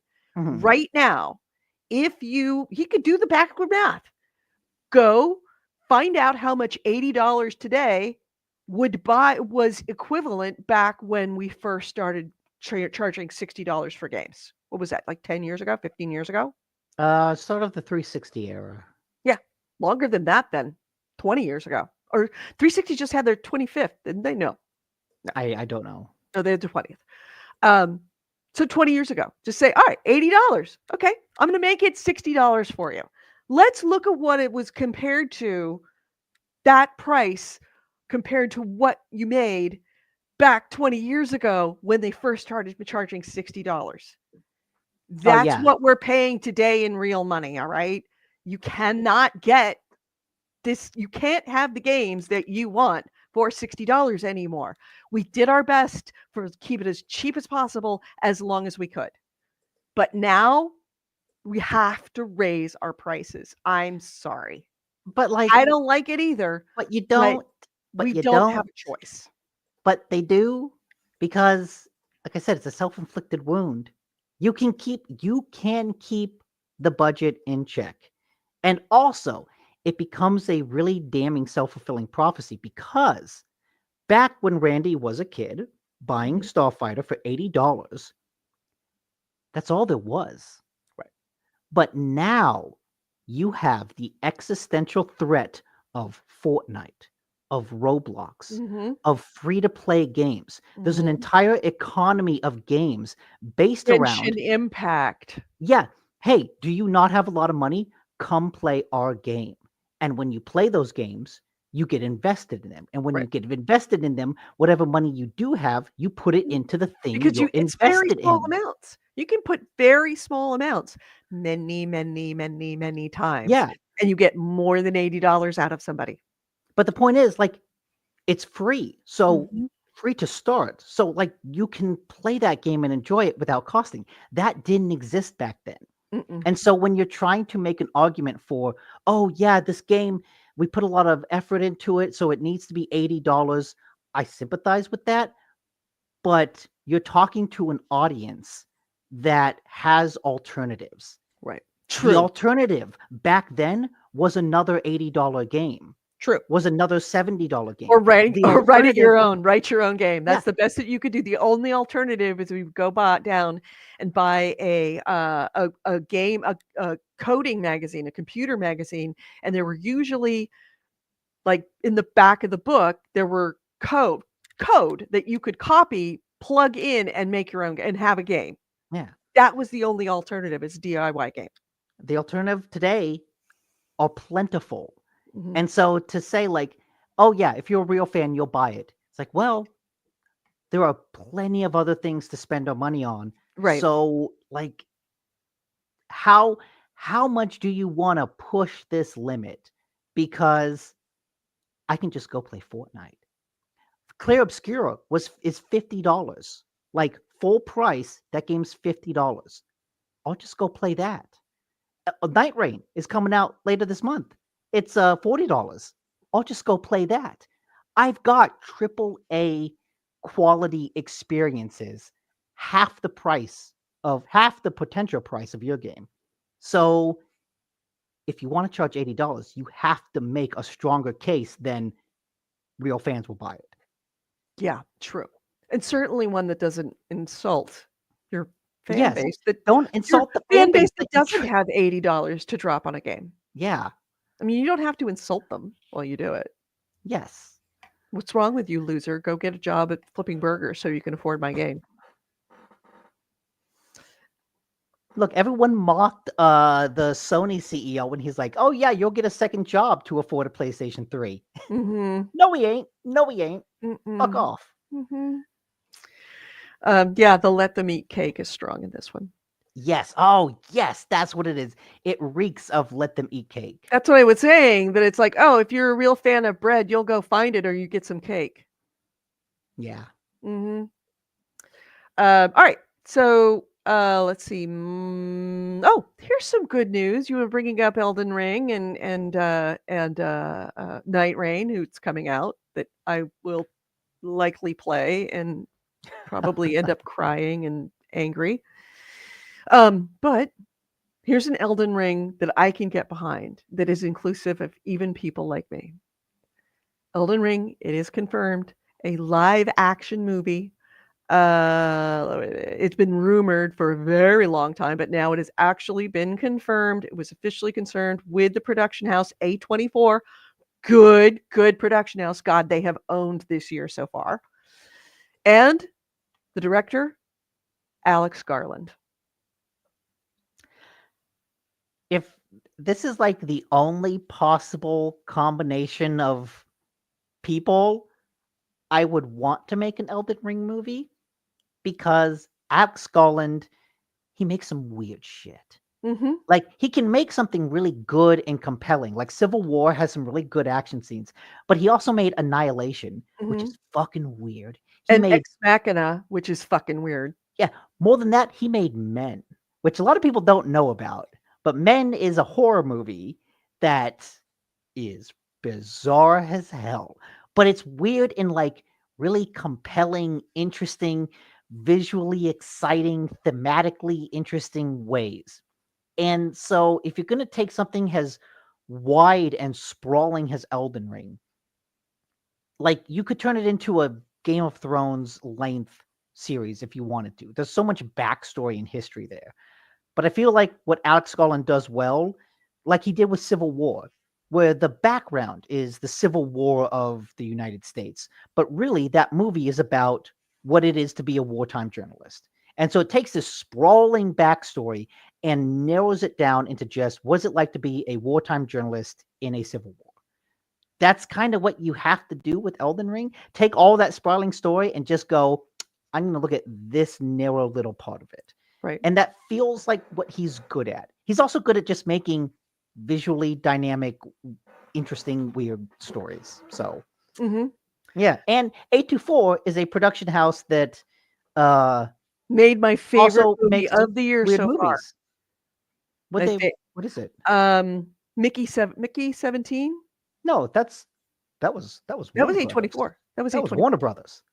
No, it was A24. That was Warner Brothers. Really? Are you sure? I am 100% sure. Okay. All right. I thought they made it. But the A24 is coming out with a horror movie in a couple weeks that I'm A24 has I mean, I remember a month ago we were going to a movie, usually 1 to 2 movies a week, and A24 was like every time I saw a movie, it was an A24 movie. Yeah, they're definitely busy. They They're pump very out busy. a lot. Yep. The one thing that I would be concerned about is like they're kind of an indie studio. And I don't know how much money they want to put into an Elden Ring movie. Like, look, don't spend $100 million on a weird anti-mainstream fantasy movie by Alex Garland. Don't break the bank on that. Well, the producers. By the way, Alex Garland is going to write the movie as well as direct it. But the producers I'm on okay this with that. movie, all right, who means that they have a stake in it and have paid a little money, right? Yeah. George R.R. Martin, Peter Rice, Vince Girardi, and DNA Films duo Andrew McDonald and Alan Reich. Okay. Big. I only know one of those guys. Yeah, big money. Well, not say big money. Those are big names to be producers. These are people that know how to make a movie well and know how to make a movie and have the money behind them Yeah, to but be able to do it. A24 is not a big studio.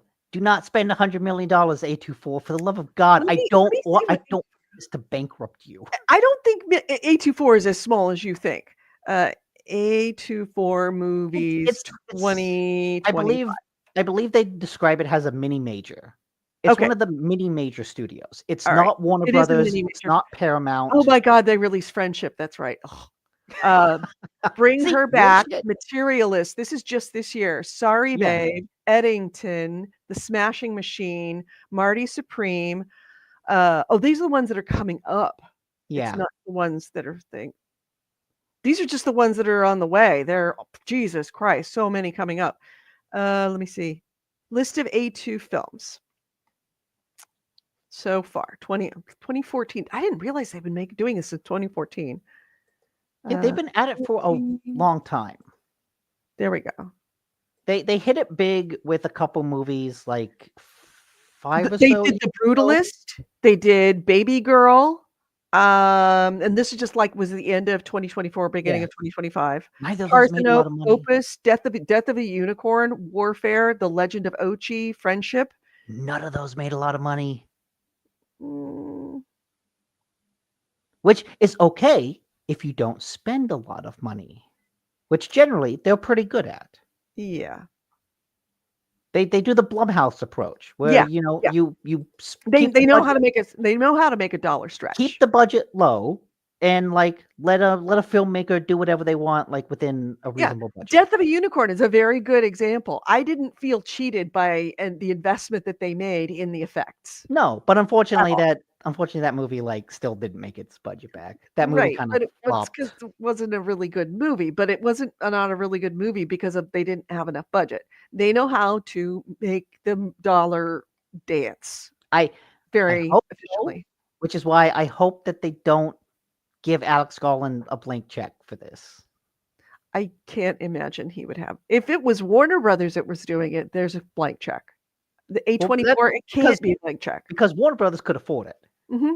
A24 doesn't have a blank check. So I'm really thrilled that it is going to be A24 and not some big, huge movie house with a bunch of guys in suits who have absolutely no idea anything about the fans of Elden Ring and are going to be making a movie the way that they think we should, that we want. Yeah. To have a movie. They don't really care about us. What they want is they want a new audience. They want new people. I believe A24 is also making the Death Stranding movie. That doesn't surprise me. Which, again, appropriate because those are really fucking weird games. So give it to a studio that makes really fucking weird movies, and there's a chance that it could come out into something. It might not be profitable because it's fucking weird, but at least you made something respectfully weird. Right. Appropriately weird and speaks to the fans because we would appreciate the weird. Yeah. All right. Your next item? My next, what did I? Oh, they've been doing this for years. This is not news. What? What I just put up on the screen. Oh, I didn't put that in there. Oh, that. I think that's an old. That's way old. Okay, let's see. Cancel. See if maybe it's something that we couldn't delete. Okay, I can delete it. Cool. Okay. In some good news, Adamfall, the Fallout-esque game that was set in Britain, but that's actually not Fallout-esque. Looks just like Fallout. It looks like it, but apparently it sold really, really well. And while Rebellion hasn't said how much it sold, the CEO said that he is super, super, super pleased with its performance. So that's probably a good sign. As well he should be. Yeah. And he said that because it sold so well, that after they do the DLC, they're actually looking at what to do with spin-offs or sequels. It is an original IP that sold well enough to potentially get a sequel. And I don't know, in this day and age of gaming, an original IP that sold well enough to get a sequel feels like a bit of a rarity.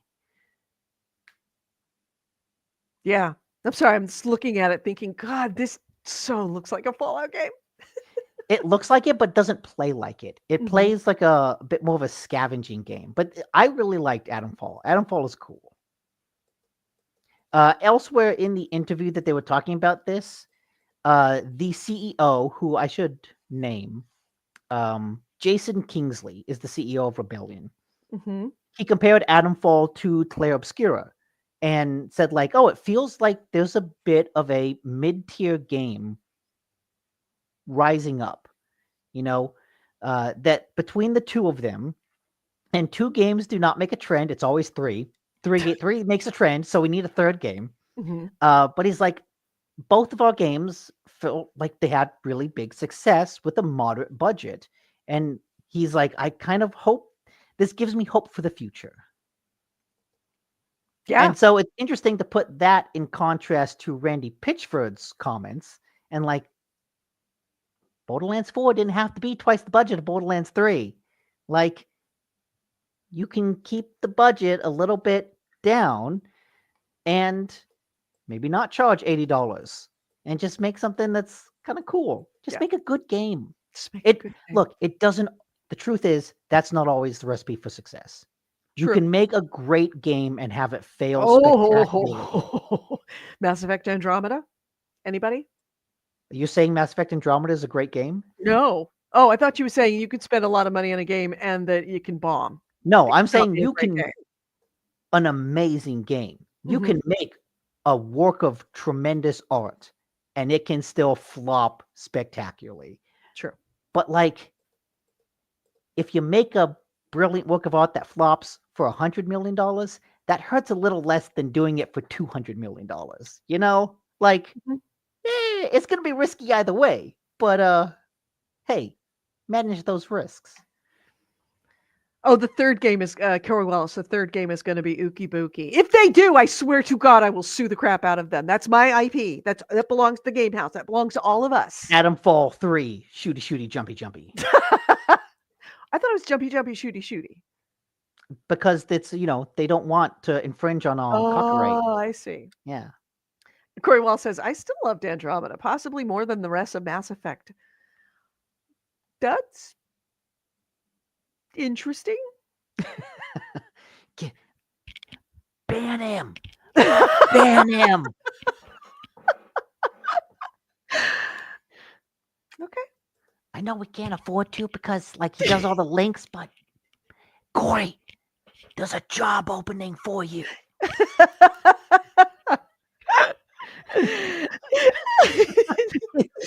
It says, me, not Corey. I'm the mod. I'm the mod.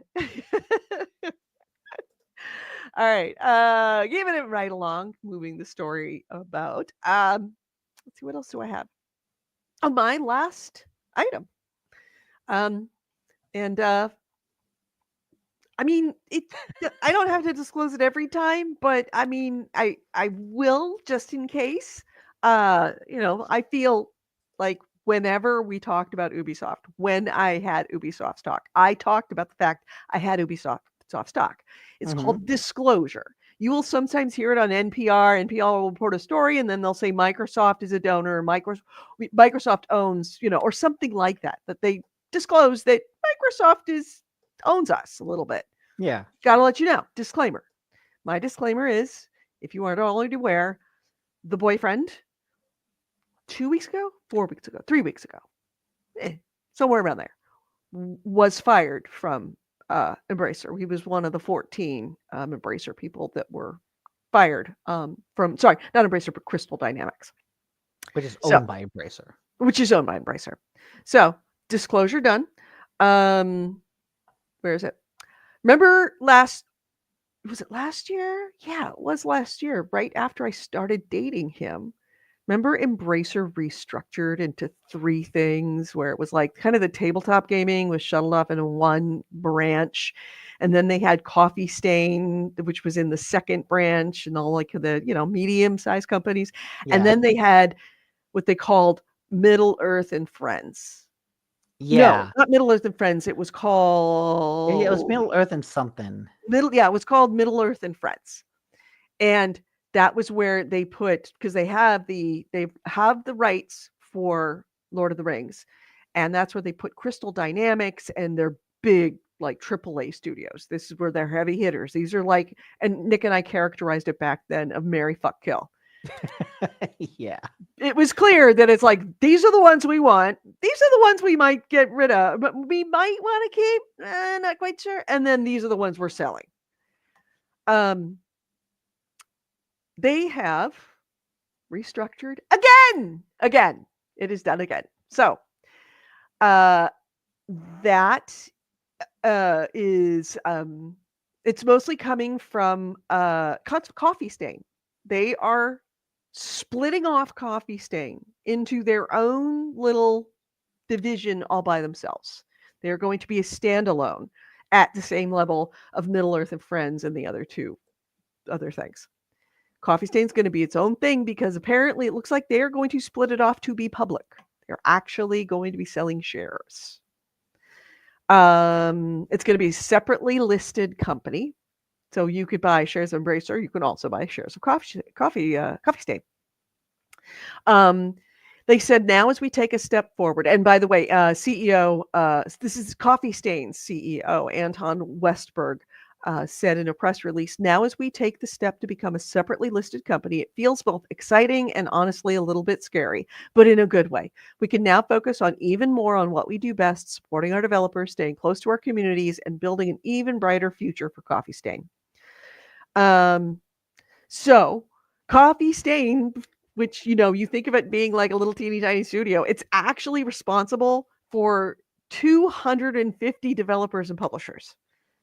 Not only Coffee Stain, that does Goat Simulator and famously did Goat Simulator. They did Tower Defense, the very first game that was called Tower Defense that defined the genre that nobody played. That was their game. But Goat Simulator was the one that took off, and Satisfactory, which is another building game, which is very big. So that's Coffee Stain. Then they have Ghost Ship Games under Coffee Stain, which does Deep Rock Galactic. They also have Tuxedo Labs, which does Teardown. They also publish Valheim. So they're really Coffee Stains. We look at it like, oh, they're the little Goat Simulator guys, but they are stealth, not a small. They're a major mini, I'd say. A major mini, right? Like you think of them being mini. They're not mini. Yeah, they're major. They make these games that are big hits. I don't know how well like Valheim or Teardown have like long tail, but I know Satisfactory has had an incredible long tail success. Yeah. So yeah, like they put out these games that are like quiet successes. That right. Good. And they keep building on them and adding to them, and yeah. They're also kind of known for.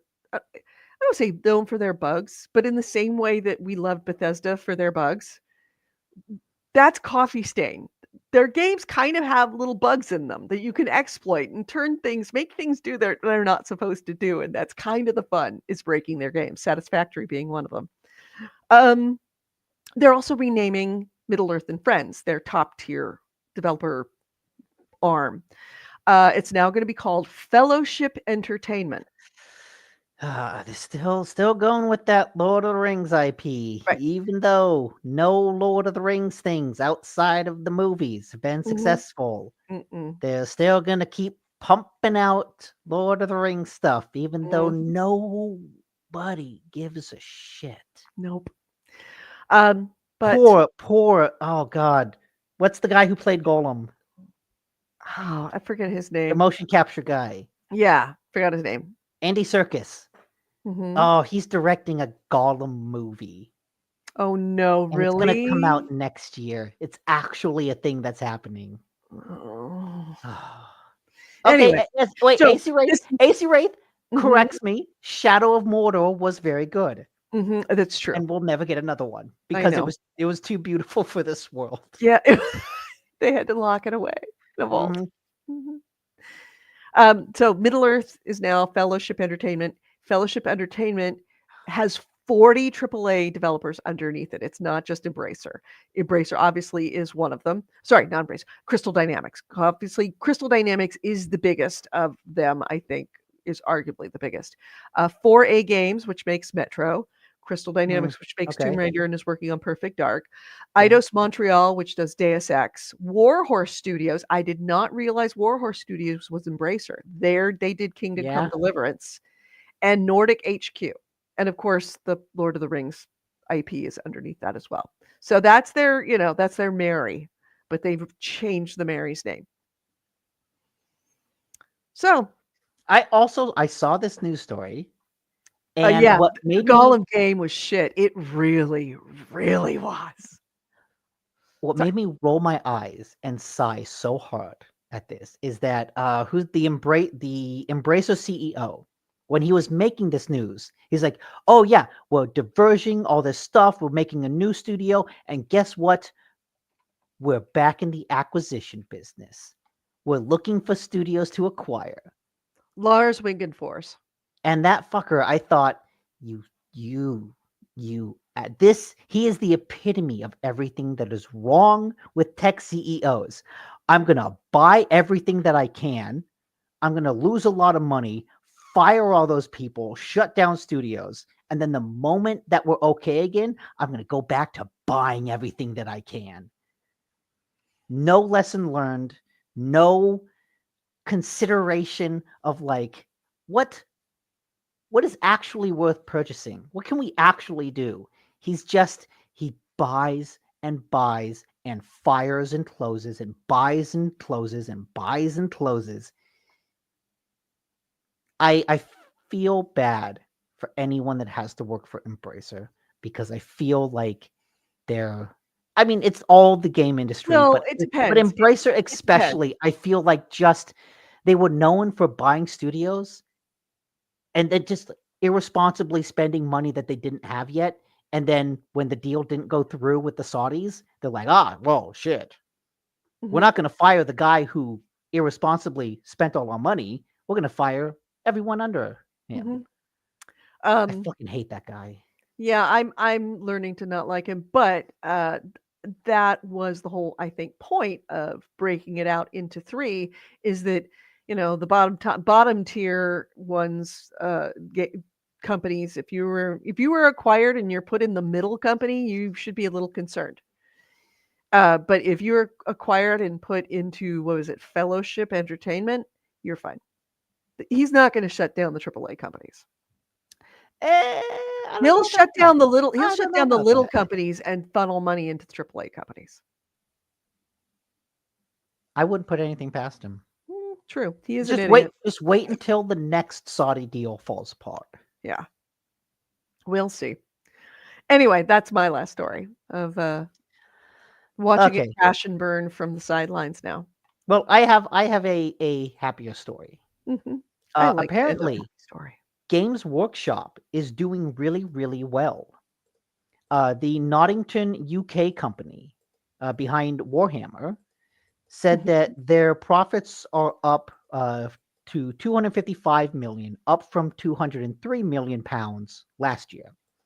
And quote, in recognition of our staff's contribution to these results, Games Workshop is giving employees 20 million pounds, up from 18 million pounds last year in bonuses. 27 million pounds is what you wrote.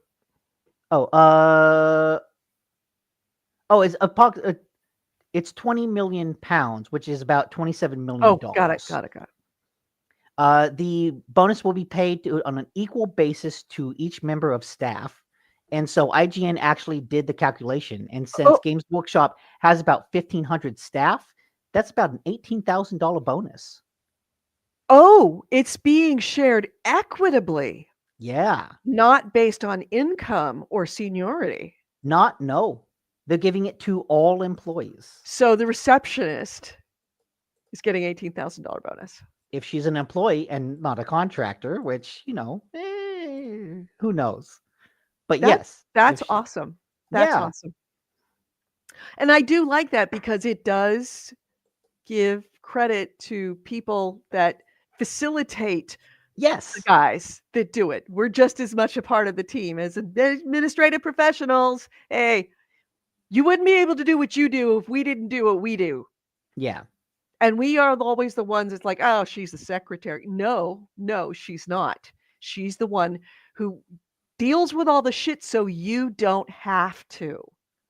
If you had to deal with half the crap that we had to, you wouldn't be able to do your job. So we didn't put our hands on the game, but we did.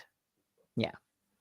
So it's just nice to see a company doing well and sharing that profit with all of its employees. Yep. And not just giving a bonus to the CEO. Yeah. And the fact that they're doing it equitably so that everybody feels like they're part of a team. Yeah.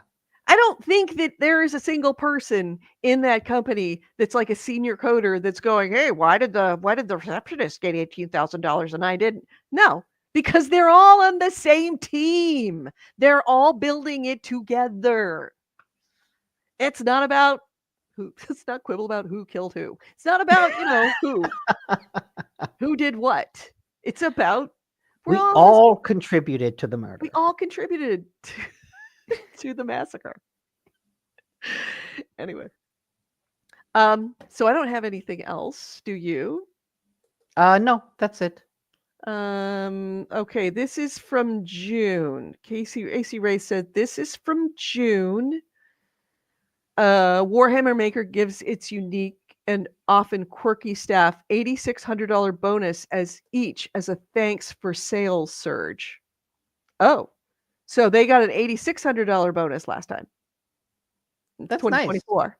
Games Workshop seems to be a good place to work. Yeah. Yeah, they surged 19.6% last time, and they all got an $8,600 budget. So this is a big jump. This is more than double from last year's. Yeah. Also, I do have to point out that AC Wraith about the whole Randy Pitchford thing. Mm-hmm. He posted an article from Rock Paper Shotgun that has possibly the best title. Headline. Randy Pitchford shows he's capable of not being an idiot about Borderlands 4 prices, raising questions about previous insistence on being an idiot.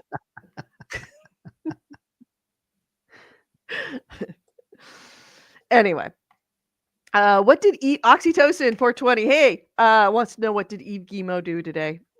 Eve's kind of quiet. Eve's still, putting his son head of the studio. Let's see. If I type Ubisoft into Google News, from GameIndustry.biz. I like them. They're very cringy. Ubisoft CEO to be summoned to court in Ubisoft harassment trial. Ooh, juicy. Yeah. Him and Durain, Human Resources Director Marie Durain and CEO Yves Guillemot have been called into the trial of Serge Hascote, Tommy Francois, and Guillaume Patreau, all of whom have been accused of sexual harassment. After delays pertaining to errors by the prosecution, the trial is set to begin on June 2nd. Ooh. All right. So things are going to spice up a little bit. Yeah. Hey! Yeah, June 2nd. So yeah, remember, Serge Hascote left in 2020 following the allegations of widespread abuse, harassment, and discrimination. He was the horrible one. He was the true. And he was the one who it was talked about that he didn't like fantasy stuff, and so he purposely killed a lot of projects and kind of narrowed the scope of Ubisoft's output to like military and what's the dude that writes all the military stuff? Fuck, Tom Clancy. Tom Clancy. Yeah. So okay, June 2nd, we should expect something coming out from that. That'll be interesting. Very interesting. So anything else going on? I mean, other than my dog who has not managed to shit the carpet for a second or two. He's not very happy that he's being forced to sit at my feet, but he hasn't shit the carpet. That's good. Always a good thing. What are you playing this week? Anything interesting? Creepy Redneck Dinosaur Mansion 3 and Expedition 33. I just downloaded and bought and downloaded, but right before the show, Saboteur. I want to go back to it. I also found interviews, like the shows that I did with Commander Tim and Hawks, and I forgot that when I first saw it at EA3, I didn't play it. It was a demonstration. So it was demonstration only. And they flew me down to the EA campus in Los Angeles. That's how big we used to be. But I was like, it seems like it's kind of interesting, but I'm not so sure about that. I even mentioned the cover system, which I think Chris worked on. Was the cover? No, he didn't work on the cover system. He worked on other stuff. But I was like, not so much. And then I found the PAX that same year where I did get to put my hands on it and was like, this game is going to be awesome. And so I clipped them out so he could listen to 2009 Edie, my original thoughts about the game. Made me miss Hawks. God, I miss Hawks. I miss Commander Tim. Ooh, are you on there talking about, I don't think this game looks very good. I'm not interested in this. I said it has sticky covers, like a sticky cover system.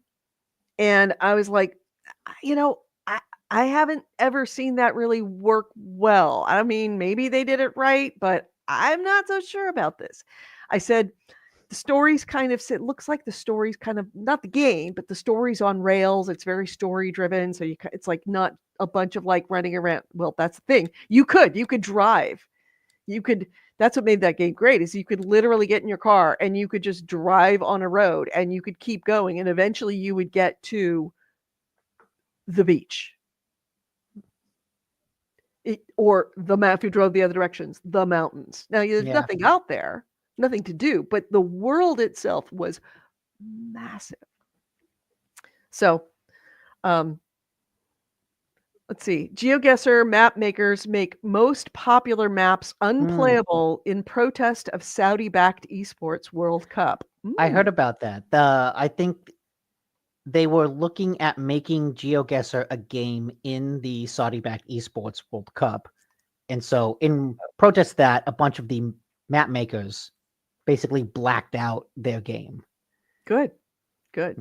I think like Counter-Strike, League of Legends, what's the game that Arcane was based off? No, that was League of Legends. That's League of Legends. Valorant, that's what I'm thinking of. I think those three are like officially in the esports World Cup as of the moment.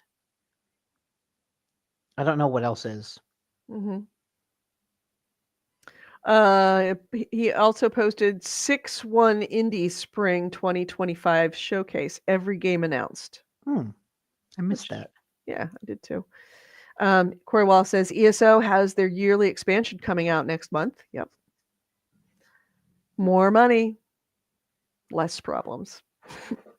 So interesting they keep coming out with that, like ESO, quietly. Nothing like quietly success. Making a ton of money for them. Yeah.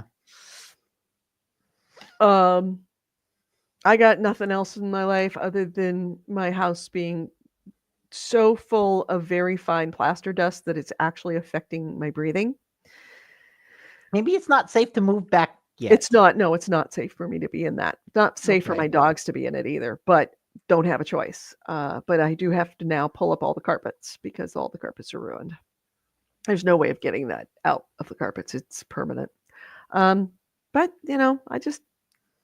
it's fine. Fire. I got the coffee cup. It's fine. But yeah, that's kind of my plans.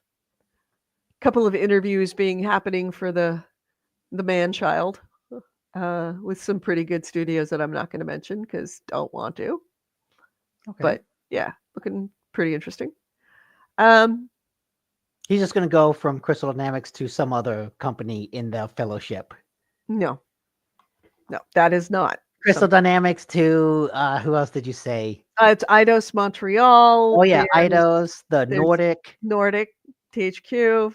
Oh, he'll work on Warhorse. That's the dream, right? I did look up Warhorse Studios to see if there was anything available, and no. And also, everything has to be on site in Poland, and he's not moving to Poland. That might be a little really not going to happen. Oh, but I do want to put this on your calendar, people. That's May. Oh, right. The 15th. Yeah, the Of 15th of June. We will have no show, or if there is a show, it's going to be Nick and somebody else. I am going to be going down to LA with the man and the boy child, and we are going to be the man and the girl child, and we are going to be driving home from there. We're driving now. cool. What's down there? Well, there's stores that Claire wants to go to. She's making a list of K-pop stores that she wants to go to every single one. Okay. And there's the Dodgers. That's what's down there. Okay. Yeah, I can't think of anything I cannot think of anything in LA that I want to do. I do not like LA. I mean, it's fine, but Go to Disneyland or Universal Studios. oh yeah, Disneyland. Yeah, Disneyland's obviously. Okay, the fuck you story of the week. I didn't know what I triggered. Okay. You did. You triggered something. The fuck you story of the week. Is this like the secret word of the day? The secret word of the fuck you day was story of the week? Disneyland. Yes. Oh, geez. So, Kevin worked for Skywalker for 25 years and crossed the 25-year mark just as it was being sold to Disney. Okay. Disney grandfathered in all of his years working at Skywalker. So, when he got to 25 years, he did not get a C-3PO statue. He got a Tinkerbell statue. He was very angry about that. But he also got, and I got as his spouse, a silver card in both of our names that allows us to go to Disneyland with 4 other people. Okay. So he had a card, I could have a card. We could have had 10 people go with us to Disneyland for free. It also gave us big discounts on Disney resorts, blah, blah, blah. Sometimes free rooms at Disney resorts, depending on the dates. Nick's the fuck you word of the day.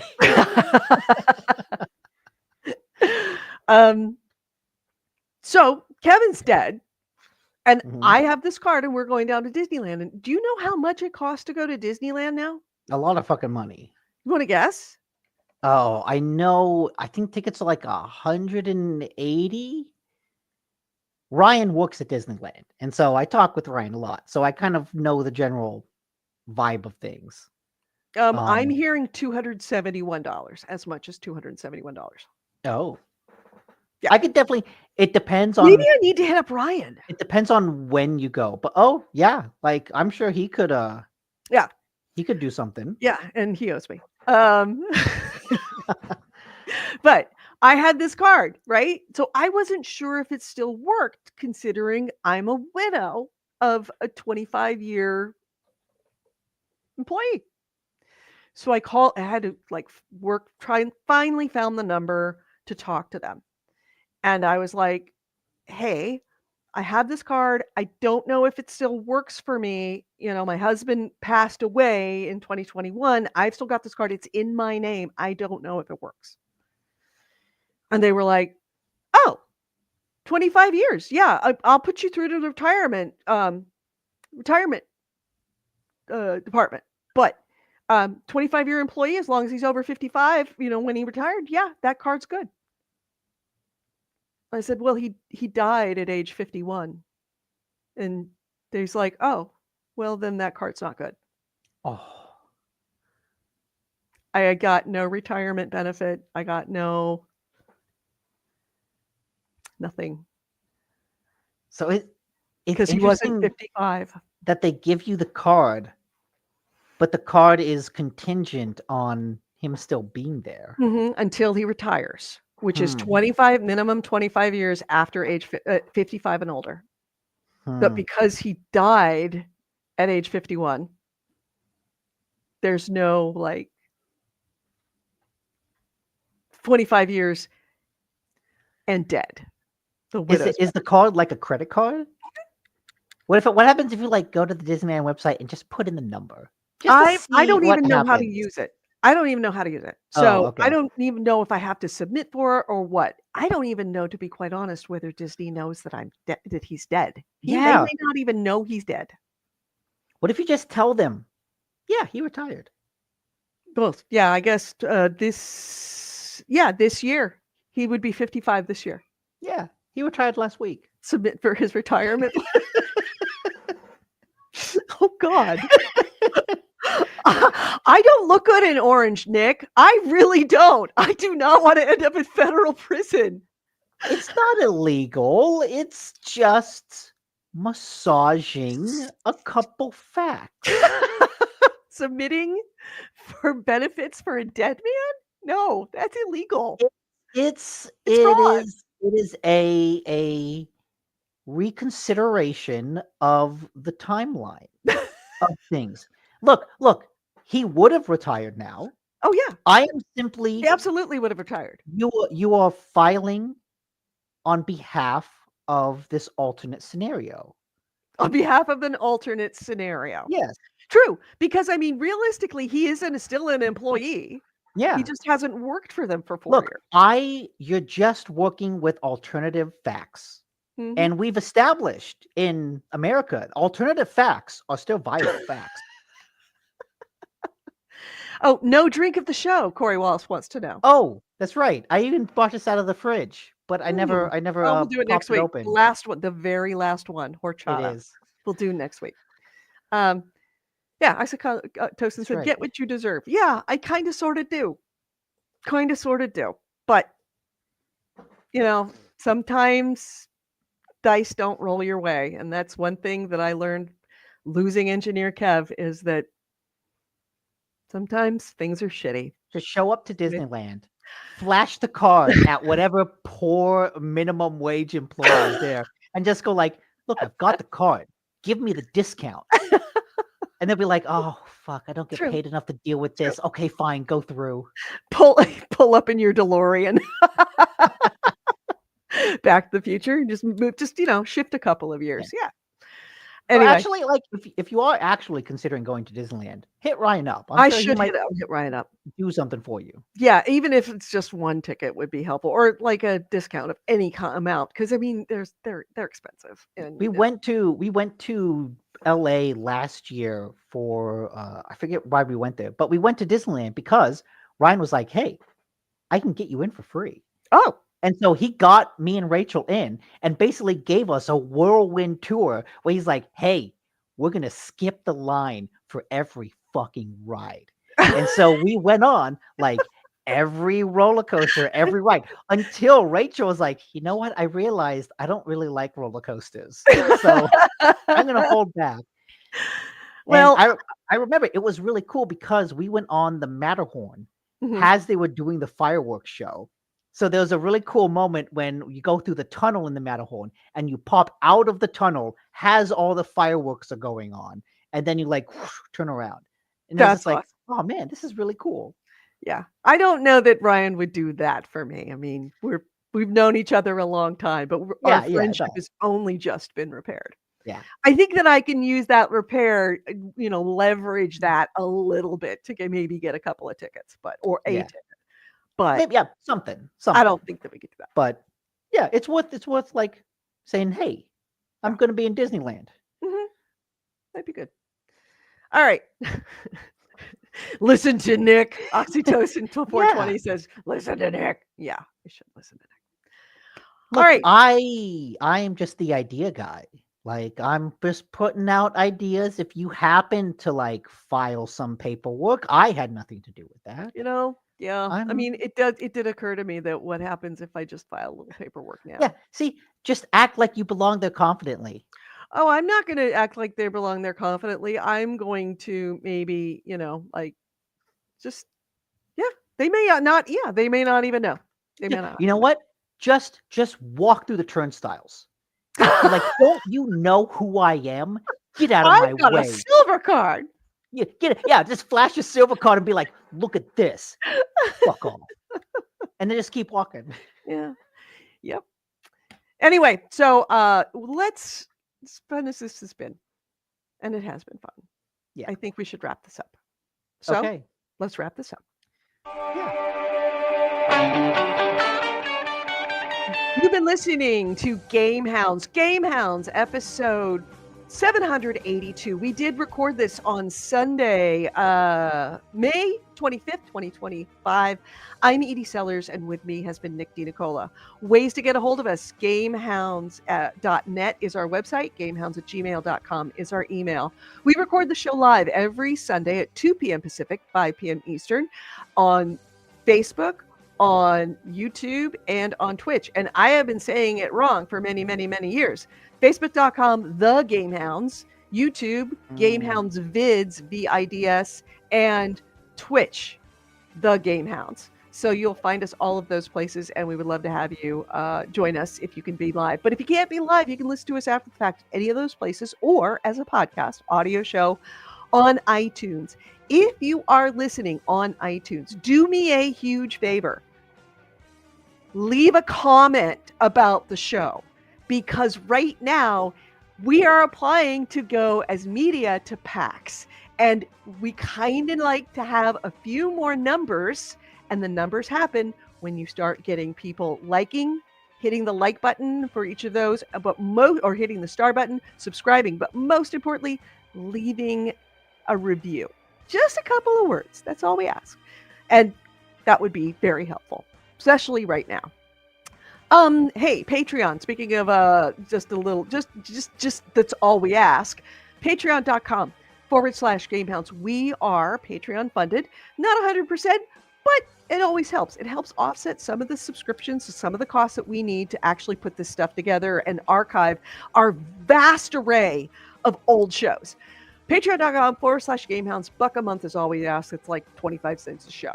And if you break it down by hourly, it is obscenely it's like 6 cents an hour. So if you could do that, we would appreciate it. That's all I got, and I hope you have a great week. Thank you so much, AC Wraith, for being our link bitch, for being the wind beneath our wings, and being our community manager. We certainly appreciate it. And everybody in the chat room, including all the old names that we're seeing. Oxytocin's here. Corey Wallace has come back. A bunch. Let's see who else. There was somebody else that was in. I can't scroll back fast enough.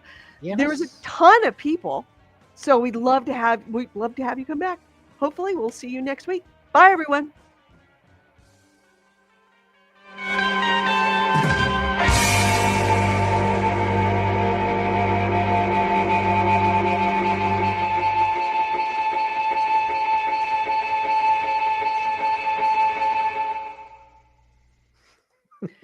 Janice 420.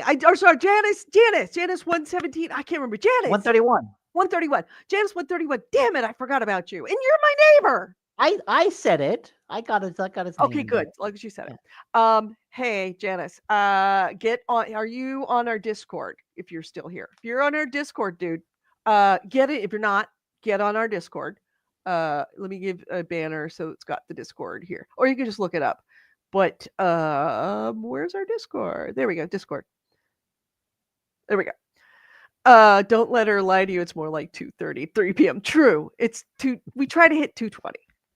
It's way we are. But if you could get on our Discord, send a message in our chat with us. I would love, since you are a neighbor and it's been years since I've seen you, I would love to buy you a burger and a beer at the backyard in Point Richmond. You could actually meet my diarrhea dog. And maybe you might even get Nick out there. Who knows? But I would love to buy you a burger and a beer. Out there. Yeah. So yeah, hit us up. And anybody else, if you want to come out to Point Richmond, I'll buy you a burger and a beer. Just join our Discord right there. And if it doesn't work, just look up GameHounds or send us an email or something. Just fire off something and we'll get you in. Don't worry about it. All right.